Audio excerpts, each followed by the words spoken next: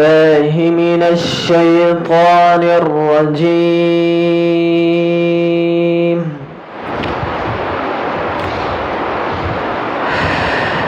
بسم الله الرحمن الرحيم.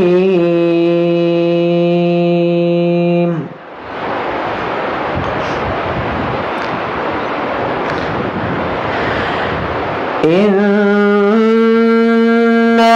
الأبرار لفي نعيم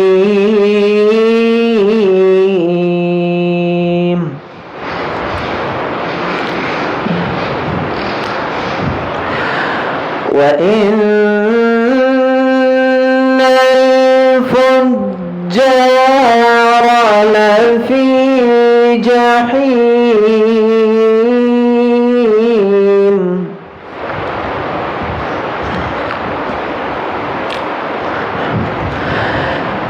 يصلونها يوم الدين وما هم عنها بغائبين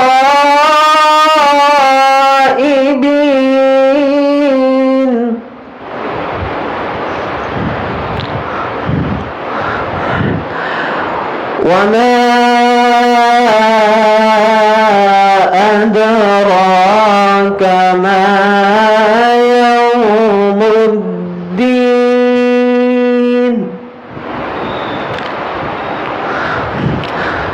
ثم ما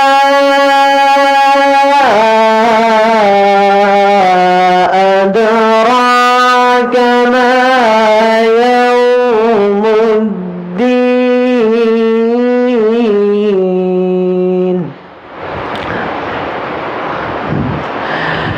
يوم لا تملك نفس لنفس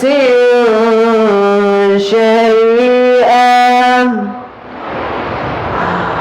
والأمر يومئذ لله. صدق الله العظيم.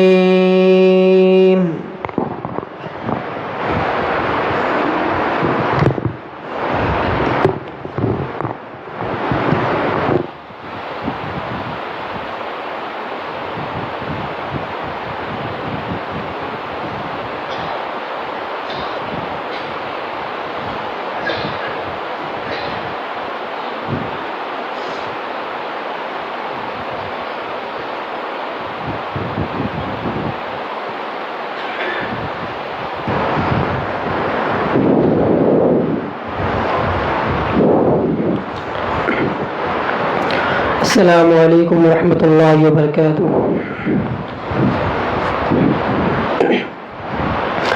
اے خدا خدا تو ہے سب سے بڑا. اے خدا خدا تو ہے سب سے بڑا. تیرا ہم سے کوئی اور نہ ثانی تیرا. اے خدا خدا تو ہے سب سے بڑا. تیرا ہم سے کوئی اور نہ ثانی تیرا. اللہ اللہ اللہ اکبر. تو نے کیا کچھ دنیا میں ہم کو دیا. ساری امت پہ تیرا ہی سایہ ہوا. یہ بڑا فضل ہے ہم پہ ایک دریا. کس طرح ہم کرے کس طرح ہم کرے تیرا شکر ادا. اے خدا خدا تو ہے سب سے بڑا. تیرا ہم سے کوئی اور نہ ثانی تیرا. اللہ اللہ اللہ اکبر. جس پہ چلتے رہے انبیاء اولیاء راستہ وہ ہدایت کا ہم کو دکھا، گمراہی میں نہ کر تو ہمیں مبتلا، ہو گیا میں تیرا، ہو گیا میں تیرا روح جلوہ، اے خدا تو ہے سب سے بڑا، تیرا ہم سر کوئی اور نہ ثانی تیرا، اللہ اللہ اللہ اکبر، اللہ اللہ اللہ اکبر۔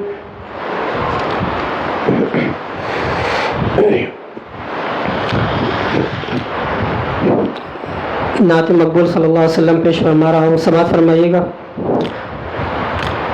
تڑپ جاتا ہے دل جس دم مدینہ یاد آتا ہے، تڑپ جاتا ہے دل جس دم مدینہ یاد آتا ہے، کسی کے سبز گنبد کا نظارہ یاد آتا ہے، کسی کے سبز گنبد کا نظارہ یاد آتا ہے، فضائے دشت و صحرا بھی کبھی جاتی ہے آنکھوں میں، فضائے دشت و صحرا بھی کبھی جاتی ہے آنکھوں میں،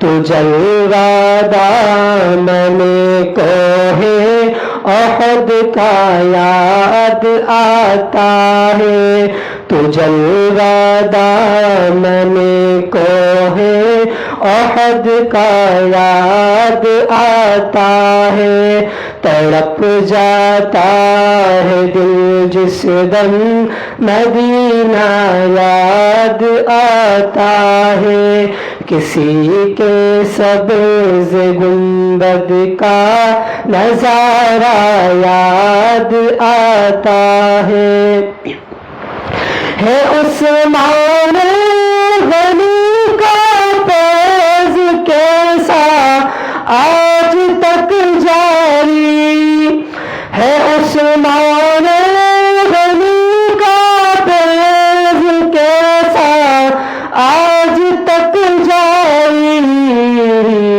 بھر آتا ہے یہ دل تک وہ رونا یاد آتا ہے، بھر آتا ہے یہ دل تک وہ رونا یاد آتا ہے، کسی کے سبز گنبد کا نظارہ یاد آتا ہے، تڑپ جاتا ہے دل جس دم مدینہ یاد آتا ہے، وہ رونق شہر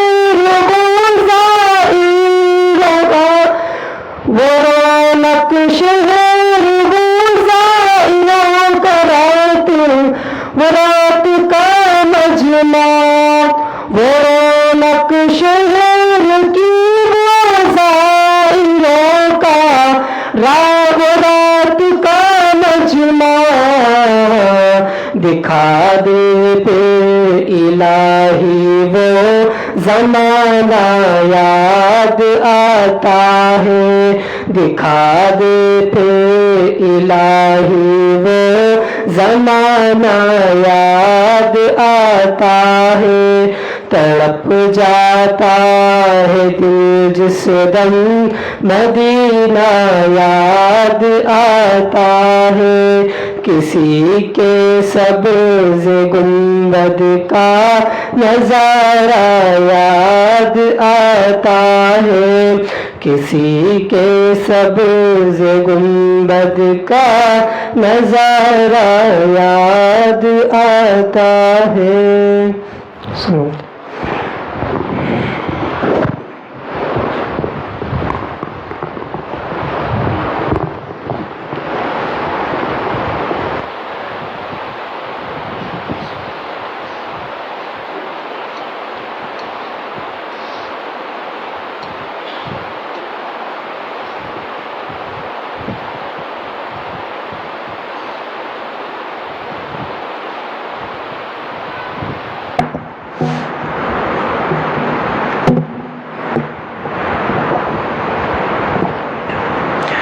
الحمد للہ وکفا وسلام علی عبادہ الذین اصطفى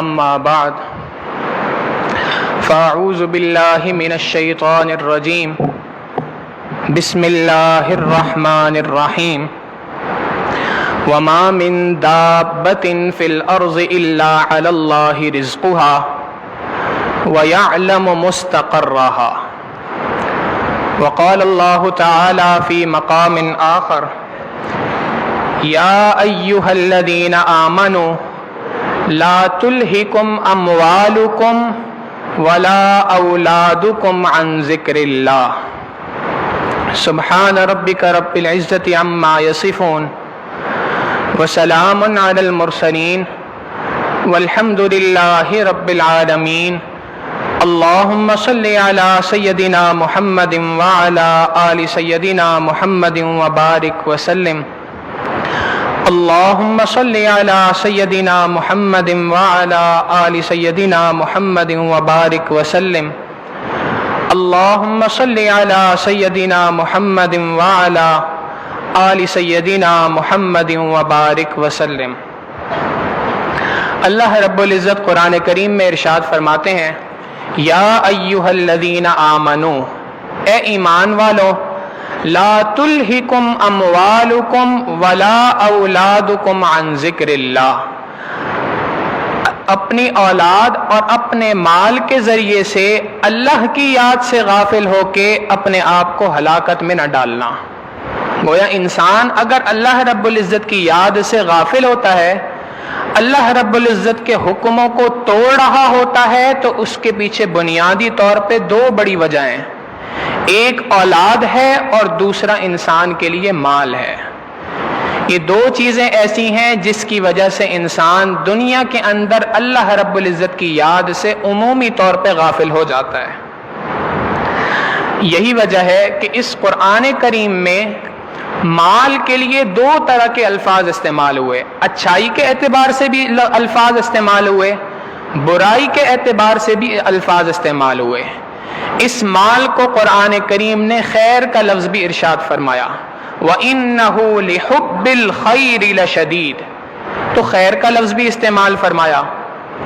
پھر اللہ رب العزت نے اس مال کے لیے رزق کا لفظ بھی استعمال فرمایا، وَمِمَّا رَزَقْنَاهُمْ يُنْفِقُونَ، اور اللہ رب العزت نے اس قرآن کریم کے اندر اس مال کے لیے فضل کا لفظ بھی استعمال فرمایا، وَابْتَغُوا مِنْ فَضْلِ اللَّهِ وَاذْكُرُوا اللَّهَ، تو مال کے لیے فضل کا لفظ بھی ہے، خیر کا لفظ بھی ہے اور رزق کا لفظ بھی ہے۔ تو ان معنوں سے پتہ چلتا ہے کہ مال ایک بہت اچھی چیز ہے جس کے لیے شریعت نے اچھے الفاظ استعمال کیے، مگر اسی کے دوسرے مقابلے میں اللہ رب العزت نے اس مال کی برائی کو بھی بیان فرمایا۔ چنانچہ قرآن کریم میں ارشاد فرمایا بل هو شر لہم، یہ مال تو ان کے لیے شر تھا، مال کے لیے شر کا لفظ استعمال فرمایا۔ ایک اور جگہ پہ ارشاد فرمایا انما اموالکم واولادکم فتنہ، یہ مال اور اولاد تمہارے لیے فتنہ ہے۔ تو اس قرآن کریم میں شر کا لفظ بھی مال کے لیے ہے اور فتنے کا لفظ بھی مال کے لیے ہے، اور اس کے ساتھ ساتھ ایک اور جگہ پہ اس مال کے لفظ استعمال فرمایا اولئک ما فی بطونہم الا النار، یہ اپنے جو پیٹ میں جو کھانے کے لیے مال کما رہے ہیں تو یہ مال نہیں ہے بلکہ یہ آگ ہے۔ آگ کا لفظ بھی ہے، شر کا لفظ بھی اسی مال کے لیے ہے، اور اسی مال کے لیے فتنے کا لفظ بھی موجود ہے۔ تو گویا پتہ چلتا ہے کہ یہ مال اچھا بھی ہے اور کسی اعتبار سے برا بھی ہے۔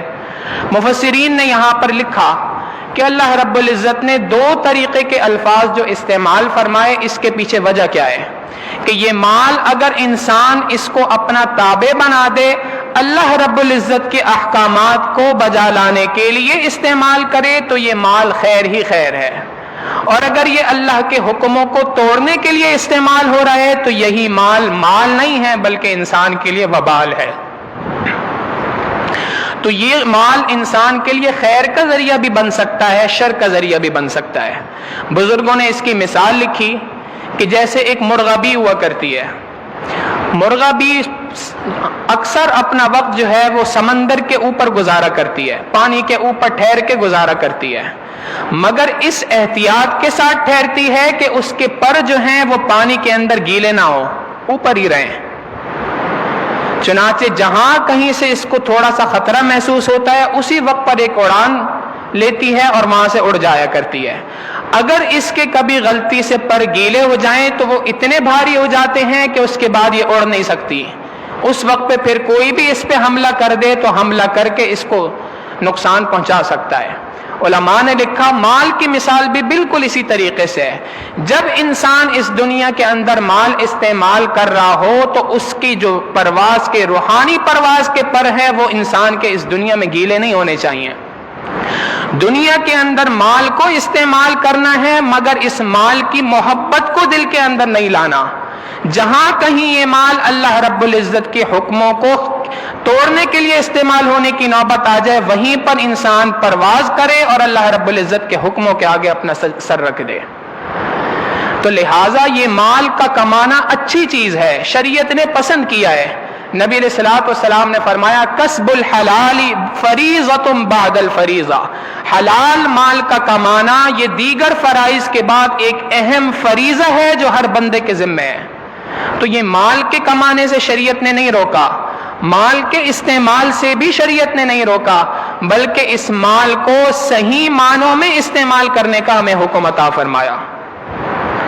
چنانچہ آج کے اس دور کے اندر ہر بندہ کثرت کا متلاشی ہے، ہر بندہ یہ سمجھتا ہے میری جاب ہے، اگر مجھے 30,000 روپے مل رہے ہیں تو 60 مل جائیں گے تو میرے مسئلے حل ہو جائیں گے، مجھے 50,000 مل رہے ہیں 1 لاکھ میری تنخواہ ہو جائے گی میرے مسائل حل ہو جائیں گے، اللہ نے مجھے 1 دکان دی ہے 2 دکانیں ہو جائیں گی میرے مسئلے حل ہو جائیں گے۔ حالانکہ حقیقت یہ ہے کہ یہ مسائل کا حل نہیں ہے۔ آج سے تقریباً 30 سال پہلے ہمارے حضرت کے پاس ایک صاحب آئے، ایک بہت بڑی کمپنی کے مینیجر تھے۔ آج سے 30 سال پہلے بتانے لگے کہ حضرت میری تنخواہ اس وقت پر 1 لاکھ روپے ہے، آج کا 1 لاکھ نہیں ہے، آج سے 30 سال پہلے کا 1 لاکھ روپیہ ہے، تو میری تنخواہ 1 لاکھ روپے ہے، میرے گھر کے جتنے بھی خرچے ہیں، نوکروں کے خرچے ہیں، گاڑی کے اعتبار سے خرچے ہیں، گھر میں ڈرائیور کے اعتبار سے خرچے ہیں، سارے خرچے کمپنی اٹھاتی ہے، حتیٰ کہ مجھے گھر بھی کمپنی نے خرید کر دیا ہوا ہے، اور اس کے ساتھ ساتھ اگر گھر میں کوئی بیمار ہو جائے تو اس بیمار کی جتنا بھی میڈیکل ہے وہ بھی سارا کا سارا کمپنی پے کرتی ہے، تو سارے اخراجات گھر کے جو ہیں وہ سارے کے سارے کمپنی ادا کرتی ہے، اور اس کے علاوہ مجھے 1 لاکھ روپے گھر کے لیے ملتے ہیں۔ لیکن یہ بات کہہ کے آنسوؤں سے رونے لگ گئے۔ بھئی روتے کیوں ہو؟ حضرت بات یہ ہے کہ میرے خرچے پورے نہیں ہو رہے۔ بھئی تمہیں 1 لاکھ روپے مل رہا ہے اور اس کے بعد سارے خرچے کمپنی نے اپنے ذمہ لے رکھے ہیں، تو تمہارا پیسہ جاتا کہاں ہے؟ حضرت بس کیا بتاؤں، ایک مکان بنوایا تھا، کروڑوں روپے اس کے اوپر لگائے، اپنی چاہت کے اعتبار سے مکان بنوایا تھا، پتہ نہیں بنانے والے سے کوئی غلطی ہو گئی یا کیا ہوا، اس میں جو پلر تھے، کالم تھے، اس کا کنکریٹ 1 ہی دن کے اندر بیٹھ گیا، ابھی ہم گھر میں شفٹ ہی نہیں ہو سکے، اس سے پہلے یہ پورا کا پورا گھر منہدم ہو گیا، وہ کروڑوں روپے جو لگائے تھے وہ سارے کے سارے 1 دن میں زیرو ہو گئے۔ حضرت ایک نئی گاڑی لی تھی، لینڈ کروزر، کروڑوں روپے کی گاڑی تھی، ہم نے خریدی، اور خریدنے کے بعد تیسرا چوتھا دن تھا، ایک بینک میں پیسوں کی ادائیگی کے لیے گیا تھا، گاڑی باہر کھڑی تھی، باہر کوئی بندہ جا رہا تھا گاڑی کے اندر، اس نے کسی بائک والے کو بچانے کے چکر میں گاڑی میری گاڑی پہ مار دی، پوری گاڑی تباہ ہو گئی، بالکل کریش ہو گئی۔ تو حضرت فرماتے ہیں کہ اس بات سے سمجھ میں آتا ہے کہ ہمارے مسائل کا حل پیسوں کی زیادتی کے اندر نہیں ہے، کثرت مال کے اندر نہیں ہے، ہاں برکت آ جائے ہمارے مال کے اندر، اس کے اندر ہمارے مسئلوں کا حل موجود ہے۔ برکت کیا ہوتی ہے کہ انسان کے پاس پیسہ تھوڑا ہو مگر وہ پیسہ اس کی تمام ضروریات کو پورا کرنے کے لیے کافی ہو جائے۔ ایک ہے کثرت رزق، ایک ہے برکت رزق۔ ہم بدقسمتی سے اپنی دعاؤں میں کثرت رزق مانگ رہے ہوتے ہیں، برکت کو ہم بھول چکے ہیں۔ حالانکہ حقیقت یہ ہے کہ اگر ہم اپنی دعاؤں میں رزق میں برکت مانگیں گے تو یہ برکت ایک ایسی چیز ہے کہ جو انسان کی ضروریات کو پورا کر دیتی ہے. آج جس شخص کی آمدنی جتنی ہے اس کے مسائل اتنے زیادہ ہیں. ہم یہ سمجھتے ہیں کہ جی جو انڈسٹریلسٹ ہیں، جو بڑے بڑے کاروباری لوگ ہیں، یہ بڑی سکون کی زندگی گزارتے ہوں گے. کیا بات ہے جناب، بڑی بڑی گاڑیاں موجود ہیں، بڑا بنگلہ موجود ہے، ہر وقت نوکر چاکر ساتھ موجود ہیں. لیکن حقیقت یہ ہے کہ اندر سے جتنا یہ پریشان ہے، عام آدمی اتنا پریشان نہیں ہوتا. وجہ کیا ہے؟ رزق کے اندر سے برکت آج اٹھ چکی ہے. لہذا آج ہر بندے کی یہ پریشانی ہے، جی میرے کاروبار نہیں چل رہا، میری ملازمت کا مسئلہ ہے، مجھے جاب نہیں لگ رہی ہے، میرے ساتھ یہ مسئلہ ہے، میرے ساتھ وہ مسئلہ ہے. اولاد نہیں ہو رہی، یہ مسئلہ. اولاد ہو گئی ہے، نافرمان ہے، یہ ایک مسئلہ. اولاد بھی ہو گئی ہے، فرما بردار بھی ہے، اس کی اب جاب نہیں لگ رہی، یہ ایک مسئلہ. اولاد بھی ہے، فرما بردار بھی ہے، جاب بھی لگ گئی ہے، اس اولاد کے رشتے نہیں آ رہے، یہ ایک مسئلہ. ہر بندہ کسی نہ کسی پریشانی کے اندر مبتلا ہے. لہٰذا یہ ساری کے ساری رزق کی پریشانیاں کہلاتی ہیں. آج چونکہ اس کے اندر ہم زیادہ مبتلا ہیں، اس وجہ سے آج کی اس مجلس میں اس نقطے کو کھولنے کا ارادہ کیا کہ یہ رزق کے اندر وہ کون کون سی باتیں ہیں جن کا ہمیں دھیان رکھنا چاہیے. اور یہ بات بھی یاد رکھیے گا، حدیث مبارکہ میں آتا ہے کہ بہت سارے غرباء ایسے ہوں گے، بہت سارے غریب غرباء ایسے ہوں گے جن کا کل قیامت کے دن قارون اور فرعون کے ساتھ حشر ہوگا. یہ بڑی حیران کن بات ہے. یہ تو اتنے مالدار لوگ تھے، یہ غریب آدمی، اس کا ان کے ساتھ کیسے رشتہ ہو رہا ہے، یہ ان کے ساتھ کس طریقے سے حشر ہو رہا ہے؟ علماء نے لکھا کہ اس کی وجہ یہ ہے کہ یہ زندگی کے اندر تمنا کیا کرتے تھے، یا لیت لنا مثل ما اوتی قارون، کاش میرے پاس بھی قارون کے جیسے خزانے ہوتے، کاش میرے پاس بھی اتنا مال و دولت ہوتی. مال و دولت کی محبت دل کے اندر موجود ہے، اگرچہ مال اپنے پاس موجود نہیں، کل قیامت کے دن اس بندے کا حشر قارون اور ہاروت کے ساتھ ہوگا. اور اسی کے مقابلے میں ایک شخص ہے جو بہت زیادہ مالدار ہے، اللہ نے مال کی خوب وسعت عطا کی ہے، مگر مال کی محبت اس دل کے اندر موجود نہیں ہے. علماء نے لکھا کل قیامت کے دن یہ بندہ اللہ رب العزت کے دربار میں انبیاء علیہم الصلوۃ والسلام کے غلاموں میں شامل ہوگا. تو اصل چیز یہ ہے کہ مال کی محبت دل کے اندر نہ ہو. جب مال کی محبت دل کے اندر نہیں ہوگی تو اب اس مال کا کمانا شریعت نے اس کو بہت زیادہ پسندیدہ قرار دیا. چنانچہ آپ دیکھیں صحابہ نے نبی علیہ الصلوۃ والسلام سے حقیقت یہ ہے کہ اس مال کو خرچ کرنے کا اور مال کو کمانے کا طریقہ سیکھ لیا تھا. جیسے ہوتا ہے نا دنیا کے اندر لوگ سانپ سے ڈرا کرتے ہیں، سانپ کسی کے سامنے آ جائے وہ اس سے بہت زیادہ ڈرتا ہے، مگر جو لوگ سانپ کا منتر جانتے ہیں، سانپ کے ساتھ کھیلنا جانتے ہیں، تماشا دکھاتے ہیں، وہ تو سانپ کے ساتھ دن رات کھیل رہے ہوتے ہیں، کبھی گلے میں لٹکایا ہوا ہے، کبھی کندھے پہ ڈالا ہوا ہے. تو اس کی وجہ یہ ہے کہ انہوں نے سانپ کا منتر سیکھا ہوا ہے. تو بالکل ایسی بات ہے، یوں کہا جائے تو غلط نہیں ہوگا کہ اصل میں صحابہ رضی اللہ تعالیٰ عنہم اجمعین نے مال کا منتر اللہ رب العزت کے محبوب صلی اللہ علیہ وسلم سے سیکھ لیا تھا.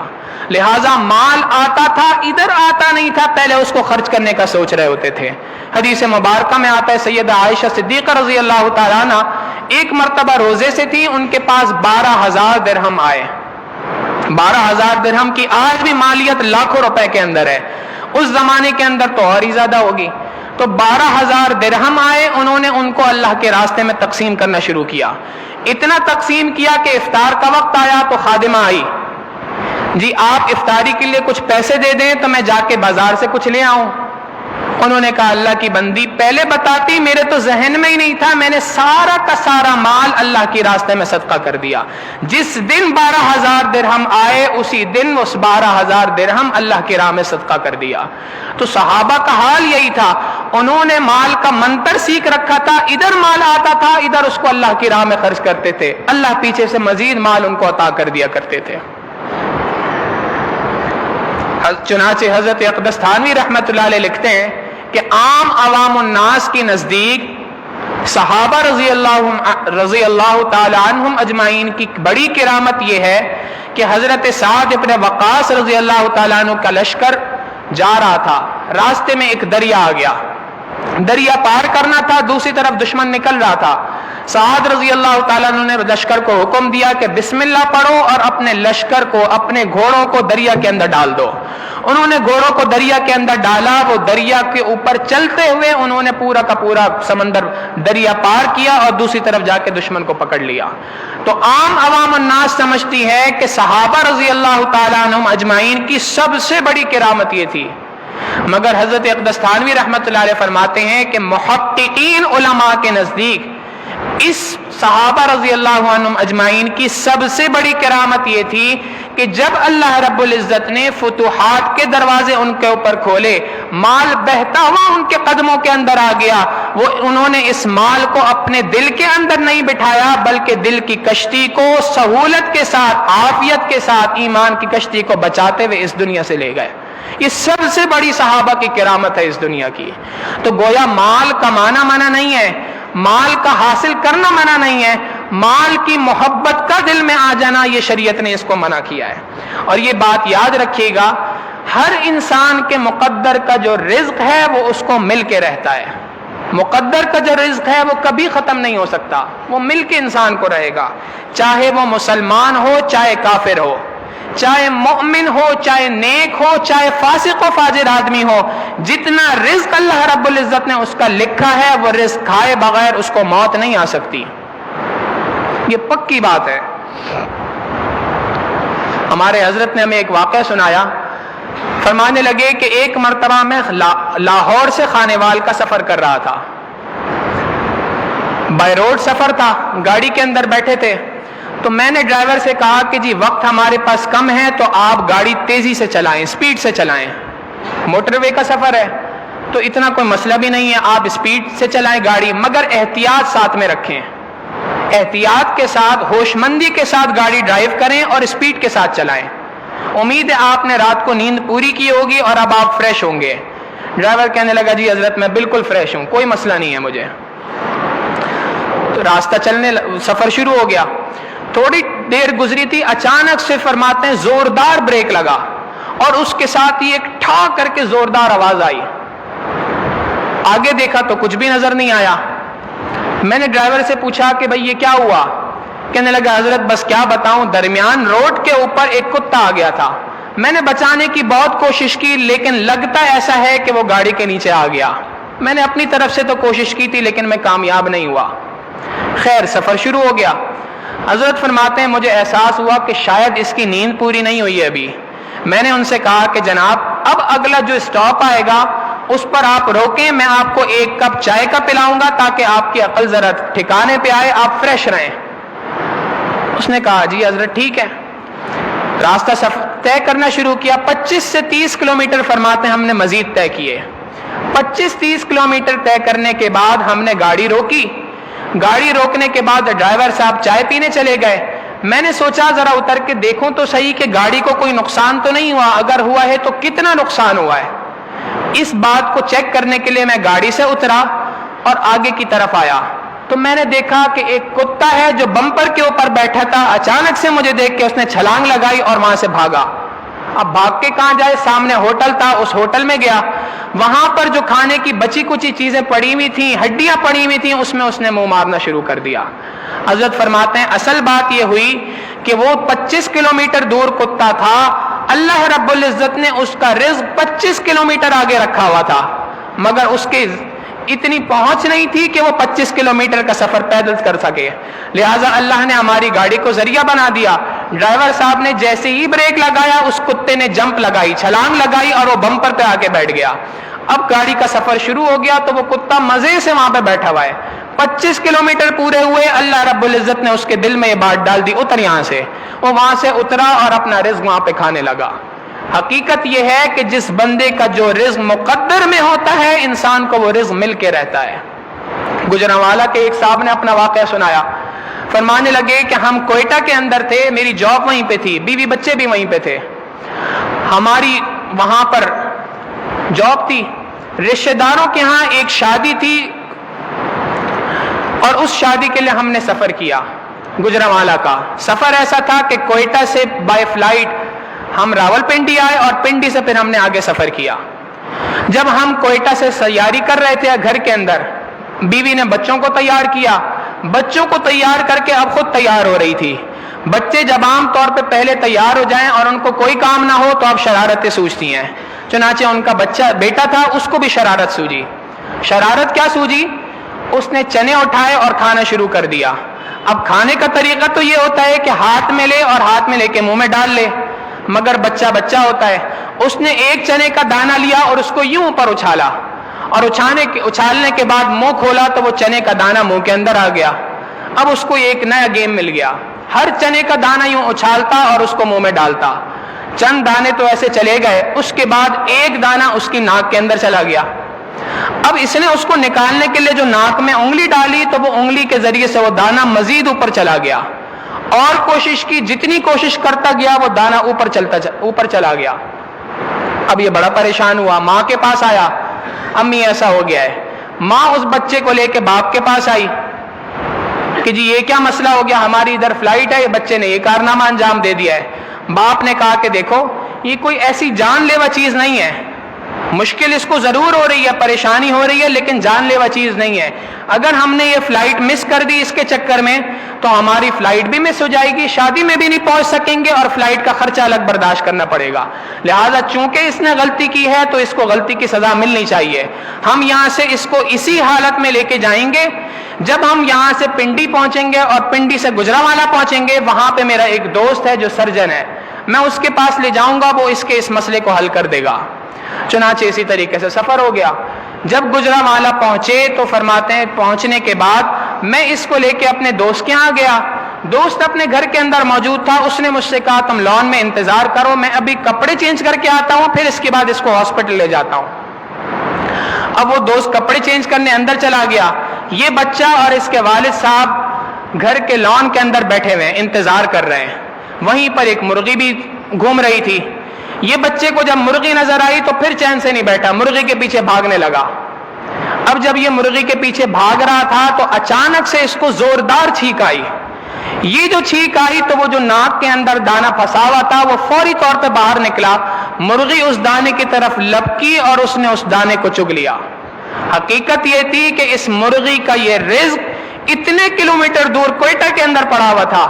अल्लाह रब्बुल इज्जत ने उस रिज्क को वहां से पहुंचाने का अल्लाह रब्बुल इज्जत ने जिम्मे ले लिया। तो अल्लाह रब्बुल इज्जत हर बंदे का रिज्क उस तक पहुंचा के रहते हैं। जो अल्लाह मुर्गी का रिज्क पहुंचाता है, जो अल्लाह कुत्ते का रिज्क पहुंचाता है, वो अल्लाह इंसान का रिज्क नहीं पहुंचाएगा, वो अल्लाह मुसलमानों को उनका रिज्क नहीं पहुंचाएगा। हकीकत यह है कि हर इंसान को उसका रिज्क मिल के रहता है। ये हमारी बदनसीबी है कि हम उसके बारे में शिकवे शिकायत करते फिरते हैं। एक आलिम ने, एक मौलाना साहब थे, उन्होंने एक मस्जिद के अंदर बयान किया। बयान के दरमियान ये बात कही कि अल्लाह रब्बुल इज्जत हर बंदे को उसका रिज्क पहुंचा के रहते हैं। एक नौजवान भी वहां था, उसने जब ये बात सुनी तो उसने कहा मैं भी जरा देखूं अल्लाह कैसे रिज्क पहुंचाते हैं। ये क्या बात हो गई कि अल्लाह जबरदस्ती रिज्क पहुंचाएंगे क्या, मैं जरा देखता हूं। वो अपने घर पहुंचा, घर पहुंच के वालदा से पूछा, देहात का इलाका था, वालदा से पूछा जी क्या बनाए खाने के अंदर। वालदा ने कहा कि जी देसी घी के पराठे बने हैं और साथ में चने की दाल है, ये खाना बना है। उसने कहा मैंने नहीं खाना आज खाना। उसने कहा बेटा क्यों नहीं खा रहे खाना? बस मैंने कह दिया मैंने नहीं खाना तो मैंने नहीं खाना। बेटा कोई वजह है, तुम्हें ये चीज पसंद नहीं आ रही, मैं कुछ और बना देती हूँ? नहीं, मैंने सोच लिया है कि मैंने नहीं खाना, दिल में सोच रहा है मैं देखता हूं कि अल्लाह मुझे मेरा रिज्क कैसे पहुंचाते हैं। अब माँ ने बार बार इसरार करना शुरू किया, इसने इनकार करना शुरू कर दिया। थोड़ी देर में इसको गुस्सा आया, घर से उठा और निकल के बाहर चला गया। देहात जंगल का इलाका था, वहां पर एक दरख्त के पास जाके बैठ गया। माँ होती है, उसने सोचा कि मेरा बच्चा थोड़ी देर के अंदर इसको भूख लगेगी तो खुद खा लेगा। खाना पैक किया और इसके पास जहां बैठा था वहां पे लाके रख दिया, बेटा जब भूख लगे तो खा लेना। अब भूख तो इसको अंदर से लगी हुई थी, मगर तहैया कर रखा था कि खाना नहीं खाना। दूसरी तरफ देसी घी के पराठे और खाने की खुशबू इसको आ रही है। अब जब खुशबू आना शुरू हुई तो इसने सोचा कि मैं यहां से उठता हूं और थोड़ी दूर जाके बैठता हूं ताकि ये रिज्क की जो खाने की खुशबू है ये खुशबू भी मेरे पास ना आए। दूर चला गया। اب دور جا کے بیٹھا، تھوڑی دیر میں اس کو نیند آئی، یہ وہاں پہ لیٹ سو گیا۔ اللہ کی شان کی یہ جو جنگل تھا، یہ ڈاکوؤں نے اس کو اپنا اڈا بنایا ہوا تھا، سارا مال لوٹ کر یہاں پہ آتے تھے، یہاں پر بیٹھ کے آپس میں تقسیم کرتے تھے۔ اب وہاں پہ ڈاکو آئے تو انہوں نے دیکھا جی گرما گرم تازہ کھانا موجود ہے، بہترین خوشبو اس میں سے آ رہی ہے، سب ڈاکو لپکے کے اس کھانے کو کھائیں۔ مگر جو ان کا سردار تھا وہ بڑا سمجھدار آدمی تھا، اس نے کہا ٹھہر جاؤ، کہیں یہ نہ ہو کہ کسی نے تمہارے لیے اس میں زہر ملا کے رکھا ہو۔ اگر ایسی کوئی بات ہوگی نا کہ کسی نے زہر ملا کے تمہارے لیے رکھا ہوگا تو وہ آس پاس ہی کہیں ہوگا، ڈھونڈو اس کو، اگر کوئی قریب میں مل جاتا ہے تو اس کا مطلب ہے کہ اسی بندے نے اس کھانے کے اندر کچھ ملا کے رکھا ہے۔ انہوں نے ڈھونڈا، قریب کے اندر وہ بندہ ملا، اس کو پکڑ کے اپنے سردار کے پاس لے آئے۔ جناب یہ بندہ ملا ہے، فلاں درخت کے پاس سو رہا تھا، یہ کھانا تمہارا ہے؟ جی میرا ہے۔ کھاؤ اس کو۔ میں نہیں کھاتا۔ اچھا اگر تم کھانا نہیں کھاتے اس کا مطلب یہی ہے کہ تم نے اس کھانے کے اندر کچھ نہ کچھ ملایا ہے، پٹائی کرو اس کی۔ اب سارے ڈاکوؤں نے مل کے اس کی خوب پٹائی کی۔ جب طبیعت سے اس کی پٹائی ہوئی اور خوب اس کی طبیعت صاف ہو گئی تو اب اس کے بعد ڈاکوؤں نے کہا اب تجھے یہ کھانا کھانا پڑے گا، کھا اس کھانے کو۔ جب اتنی پٹائی ہوئی، ادھر زخم ادھر زخم، اب مجبوراً اس نے کھانا شروع کیا کہ کہیں ایسا نہ ہو کہ اس کے بعد میری موت آ جائے۔ کھانا کھا لیا، کھانا کھا کے خاموشی سے گھر گیا، اور گھر پہ آ کے اس نے والدہ کو بھی کوئی بات نہ بتائی، خاموشی سے بیٹھ گیا، اگلے جمعے کا انتظار کر رہا ہے۔ اگلا جمعہ آیا تو پہلی صف کے اندر جا کے بیٹھ گیا۔ مولوی صاحب نے پھر دوبارہ بیان کیا، اور بیان کے اندر یہی مسئلہ بیان کیا، اللہ رب العزت ہر بندے کا رزق اس تک پہنچا کے رہتے ہیں۔ یہ کھڑا ہو گیا، مولوی صاحب آپ جو مسئلے بتاتے ہیں نا یہ آدھے مسئلے بتاتے ہیں، برائے کرم آدھے مسئلے نہ بتایا کریں، پورا مسئلہ بتایا کریں۔ مولوی صاحب نے کہا کہ بھئی میں نے تو جو مسئلہ بتایا وہ تو پورا مسئلہ بتایا ہے۔ فرمایا مولوی صاحب پورا مسئلہ یہ نہیں ہے، مسئلہ میں بتاتا ہوں آپ کو پورا کیا ہے۔ جی پورا مسئلہ کیا ہے؟ پورا مسئلہ یہ ہے کہ اللہ ہر بندے کو اس کا رزق پہنچاتے ہیں، اور جو رزق لینے سے انکار کر دے اس کو جوتے مار مار کے کھلاتے ہیں۔ حقیقت یہی ہے، اللہ نے جس بندے کا جو رزق لکھ دیا ہے وہ اس بندے تک پہنچے گا۔ یہ اس پر ہمارا ایمان ہونا چاہیے، یقین ہونا چاہیے اس بات پر، میرے مقدر کا جو رزق ہے وہ مجھ تک پہنچے گا، میرے بھائی کے مقدر کا جو رزق ہے وہ اس تک پہنچے گا۔ اب آپ بتائیں کہ اگر مجھے یقین ہو کہ میرے بھائی کا جو رزق ہے مقدر کا وہ اس تک پہنچے گا، اب اگر اللہ اس کو گاڑی دے دے، کوٹھی دے دیں، بہاریں دے دیں، مجھے اس سے کیا جلن ہوگی؟ حسد کی بیماری جڑ سے کڑی آتی ہے اس بات سے جب انسان کا یقین اللہ رب العزت کی ذات پہ ہو جائے کہ اللہ رب العزت نے مجھے وہ رزق دینا ہے جس کا وعدہ مجھ سے کر رکھا ہے، میرے بھائی کو وہ رزق دینا ہے جو اس کے نصیب کے اندر ہے۔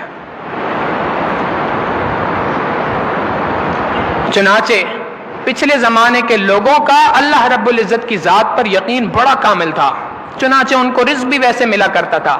امام قرطبی رحمۃ اللہ علیہ نے ایک واقعہ لکھا ہے کہ ایک قبیلہ تھا، قبیلہ اشعریین، یہ نبی علیہ الصلوۃ والسلام کی خدمت میں ہجرت کر کے آئے۔ ہجرت کا معنی یہی تھا کہ انہوں نے اپنا مال، اپنا جانور، مویشی، جو کچھ تھا سارا کا سارا چھوڑ دیا اور اللہ کے راستے میں ہجرت کر دی۔ مدینہ منورہ میں آئے، جب یہاں پر پہنچے تو بڑی قسمہ پرسی کے عالم کے اندر تھے، کھانے کو کھانا نہیں، پینے کے لیے کچھ نہیں، پہننے کو کپڑا نہیں۔ اب جب سب پہنچے تو انہوں نے سوچا کہ اللہ کے محبوب صلی اللہ علیہ وسلم کی خدمت میں جاتے ہیں اور ان سے جا کے کہتے ہیں اے اللہ کے محبوب صلی اللہ علیہ وسلم کچھ کھانے کے لیے عطا فرمائیے۔ انہوں نے چند نوجوانوں کا گروپ بنایا کہ آپ جائیں اور جا کے نبی علیہ الصلوۃ والسلام کی خدمت میں بات کریں۔ یہ نوجوان چلے گئے، جب نبی علیہ الصلوۃ والسلام کی خدمت میں پہنچے تو اللہ کے محبوب صلی اللہ علیہ وسلم تلاوت کر رہے تھے، وَمَا مِن دَابَّةٍ فِي الْأَرْضِ إِلَّا عَلَى اللَّهِ رِزْقُهَا، زمین پر جو کوئی چوپایا ہے، جو کوئی 4 پاؤں والا، 2 پاؤں والا، جو کوئی زمین کے اوپر چلتی ہے، اس کا رزق کا ذمہ اللہ رب العزت نے اپنے ذمے لے رکھا ہے۔ جب یہ آیت سنی تو وہیں سے لوٹ گئے کہ جب اللہ نے ذمے لے رکھا ہے اللہ انتظام کریں گے۔ اپنے قبیلے والوں کے پاس پہنچے اور ان کو آ کے کہا کہ مبارک ہو تمہارے پاس کھانا پہنچنے والا ہے۔ یہ نہیں بتایا کہ ہم نے اللہ کے محبوب صلی اللہ علیہ وسلم سے کوئی بات نہیں کی، خاموشی سے بیٹھ گئے۔ تھوڑی دیر گزری تھی کہ ایک نوجوان آیا، اس کے پاس ایک بہت بڑا تسلا تھا جس میں گوشت تھا اور دوسرا تسلا تھا جس میں روٹیاں تھیں، دونوں لا کے وہاں پہ رکھیں اور چلا گیا۔ اب سب یہ سمجھے کہ یہ ہمارے ساتھی نبی علیہ السلام کی خدمت میں گئے تھے، ان سے مانگا تھا، نبی علیہ السلام نے کھانا بھیج دیا، انہوں نے کھانا کھانا شروع کر دیا، کھانا کھاتے رہے، کھانا اتنا زیادہ تھا کہ اس کے بعد کھانا تھوڑا سا بچ بھی گیا۔ انہوں نے سوچا کہ نبی علیہ السلام کو شکریہ کے ساتھ واپس کر دیتے ہیں کھانا، تاکہ کسی اور کی ضرورت ہو جائے، کسی اور کے کام آ جائے۔ یہ نبی علیہ السلام کی خدمت میں گئے، اے اللہ کے محبوب صلی اللہ علیہ وسلم، آپ نے کھانا بھیجا تھا ہمارے ساتھیوں کی ریکویسٹ پہ، آپ کا بہت شکریہ، اللہ آپ کو جزائے خیر دے، اور یہ کھانا کچھ بچ گیا ہے۔ اللہ کے محبوب صلی اللہ علیہ وسلم نے فرمایا کہ بھائی میں نے کھانا نہیں بھیجا تھا، یہ تمہارے ساتھیوں کا وہ یقین تھا جس کی بنیاد پہ اللہ رب العزت نے آسمان سے تمہارے لیے کھانا نازل فرمایا۔ تو جس کو اللہ رب العزت کی ذات پر یقین ہوتا ہے کہ اللہ رب العزت میرے رزق کا ذمہ دار ہے، وہ بندہ اللہ کی وعدوں پر بھروسہ کرتا ہے، اللہ رب العزت اس کو اس طریقے سے رزق عطا فرماتے ہیں۔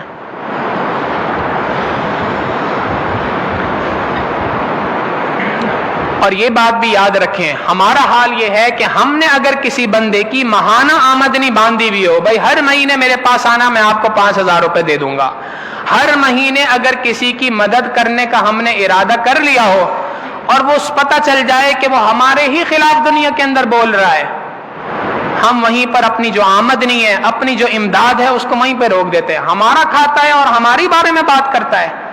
مگر اللہ رب العزت کا معاملہ دوسرا ہے، اللہ رب العزت ہر بندے کو رزق عطا فرماتے ہیں، حتیٰ کہ اگر ایک بندہ گناہوں والی زندگی بھی گزار رہا ہوتا ہے، اللہ رب العزت اس کا رزق بند نہیں فرماتے۔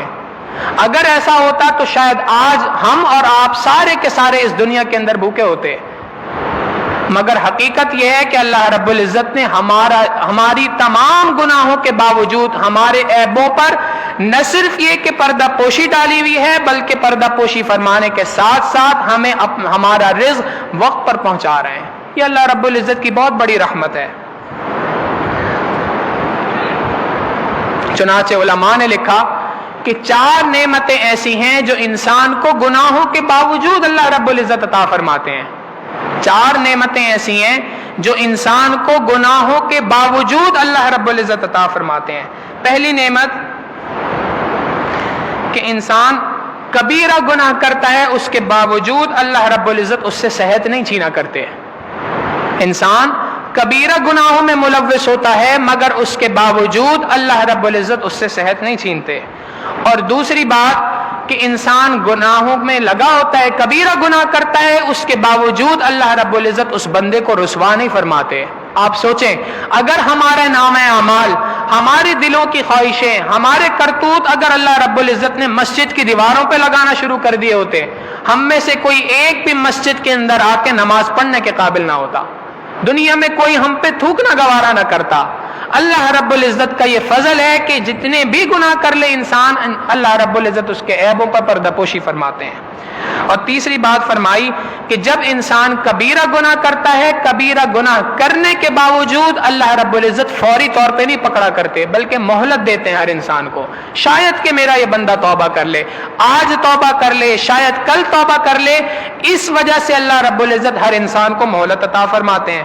اور چوتھی بات یہ کہ انسان جتنا بھی گناہ کر لے، اللہ رب العزت رزق کے دروازوں کو اس کے اوپر بند نہیں فرمایا کرتے۔ یہ 4 بڑی بڑی نعمتیں ہیں انسان کی جو اللہ رب العزت نے انسان پر فرمائی ہیں۔ اور یہ بات یاد رکھیے گا، اللہ رب العزت یہ چاہتے ہیں کہ جب رزق کی تقسیم میرے ذمے ہے، میں رزق کو تقسیم کر رہا ہوں، اب بندے کو چاہیے کہ میرے رزق کی تقسیم کے اوپر راضی رہے۔ جو بندہ اللہ رب العزت کی رزق کی تقسیم پر راضی ہوتا ہے، اللہ رب العزت اس کو مزید رزق عطا فرماتے ہیں، اور جو بندہ اللہ رب العزت کی رزق کی تقسیم پہ راضی نہیں ہوتا ہے، اللہ رب العزت دنیا کے اندر اس بندے کو ذلیل و رسوا فرما دیا کرتے ہیں۔ آپ عام مشاہدے کی بات ہے، آپ خود سوچیں، ایک باپ اپنی اولاد کو اگر کوئی چیز دے، اب اس کی مرضی ہے کہ اگر وہ کسی کو زیادہ دے رہا ہے، کسی کو کم دے رہا ہے۔ اب اگر کوئی اولاد باتیں بنائے، جی مجھے کم دیا ہے، مجھے جتنا دینا چاہیے تھا اتنا نہیں دیا، تو باپ کو غصہ آتا ہے، جی میرا مال تھا، میری مرضی میں جس اولاد کو جتنا دوں، اس کو میری تقسیم پہ راضی ہونا چاہیے تھا۔ جب باپ یہ بات برداشت نہیں کرتا کہ میری اولاد میری رزق کی تقسیم پہ راضی نہ ہو، یہ ہو نہیں سکتا۔ بالکل اسی طریقے سے پروردگار عالم بھی ہر بندے سے بات چاہتے ہیں کہ میرا بندہ رزق کی تقسیم کے معاملے میں میرے اوپر بھروسہ رکھے اور میری تقسیم کے اوپر راضی ہو جائے۔ جو بندہ اللہ رب العزت کی تقسیم پہ راضی ہوتا ہے، اللہ رب العزت اس بندے کے لیے اس رزق کو کافی فرما دیتے ہیں، کفایت فرما دیتے ہیں۔ تفسیر مظہری میں حضرت جعفر ابن محمد رحمۃ اللہ علیہ کا ایک قول نقل ہے، وہ فرماتے ہیں کہ اللہ رب العزت کی رحمت رزق کے بارے میں دو طریقے سے بندوں کے اوپر ہے۔ اللہ رب العزت کی رحمت رزق کے بارے میں اپنے بندوں کے اوپر دو طریقوں سے ہے۔ ایک بات تو یہ ہے کہ اللہ رب العزت ہر انسان کو اس کا رزق پہنچاتے ہیں، اور دوسری بات کہ وہ رزق ایک ساتھ نہیں پہنچا دیتے کہ پوری زندگی کا 60 سال کا تمہارا رزق یہ رہا، اس کو پکڑو اور اپنے پاس رکھ لو، نہیں، اللہ رب العزت اس کا رزق اس کی ضرورت کے اعتبار سے عطا فرماتے ہیں۔ اگر سارا رزق ایک ساتھ عطا فرما دیتے تو ایک نیا مسئلہ تھا کہ اس رزق کو اسٹور کہاں کرنا ہے، محفوظ کہاں پہ کرنا ہے، یہ سڑ جائے گا، گل جائے گا، خراب ہو جائے گا، چوری ہو جائے گا تو میں اس کا کیا کروں گا۔ تو اللہ تعالیٰ کی بہت بڑی رحمت ہے کہ اللہ تعالیٰ سارا رزق ایک ساتھ نہیں عطا کرتے، بلکہ اللہ رب العزت وقت کے ساتھ ساتھ انسان کو اس کا رزق عطا فرماتے ہیں۔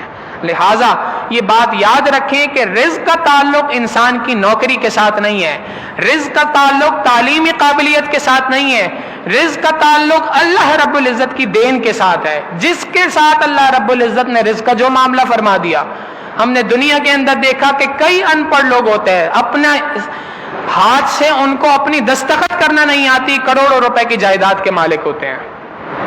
ایک مرتبہ ایک حج کے گروپ میں ایک ساتھی نے واقعہ سنایا، جی ہم حج کے گروپ پہ تھے تو ایک صاحب ہمارے ساتھ تھے، انہوں نے ہمیں بتایا کہ جی میں نے فلاں فلاں شہر کے اندر کروڑوں روپے کے ہسپتال بنائے ہیں۔ ہم نے کہا جی آپ کو اللہ تعالیٰ نے اتنا مال دیا ہے، بہت اچھی بات ہے۔ تھوڑی دیر گزری تھی کہ حج کے کچھ فارم تھے، اس پہ دستخط کرنے تھے، ہر بندہ دستخط کر رہا ہے، جب ان کی باری آئی تو انہوں نے انگوٹھا لگایا۔ لوگوں نے کہا کہ بھائی انگوٹھا کیوں لگا رہے ہیں، یہ قلم موجود ہے، دستخط کر دیں۔ کہتے ہیں کہ جی میں اس بات سے نفرت ہے کہ میں اپنی زندگی کے اندر کبھی پین پکڑوں، میں نے زندگی میں کبھی پین کو پکڑا ہی نہیں ہے، قلم استعمال ہی نہیں کیا ہے، نہ مجھے قلم سے لکھنا آتا ہے، کبھی نہ لکھنا آتا ہے نہ پڑھنا آتا ہے، مگر اللہ رب العزت نے اتنا مال دیا ہے، کروڑوں روپے کی جائیداد کے مالک ہیں، کروڑوں روپے کے ہسپتال قائم کر رہے ہیں۔ تو اس کا تعلق پڑھائی کے ساتھ نہیں ہے، اس کا تعلق قابلیت کے ساتھ نہیں ہے، بس کہ اس کا تعلق اللہ رب العزت کے فیصلوں کے ساتھ ہے۔ اللہ نے جس بندے کے لیے جو فیصلہ لکھ دیا وہ فیصلہ ہو کے رہے گا۔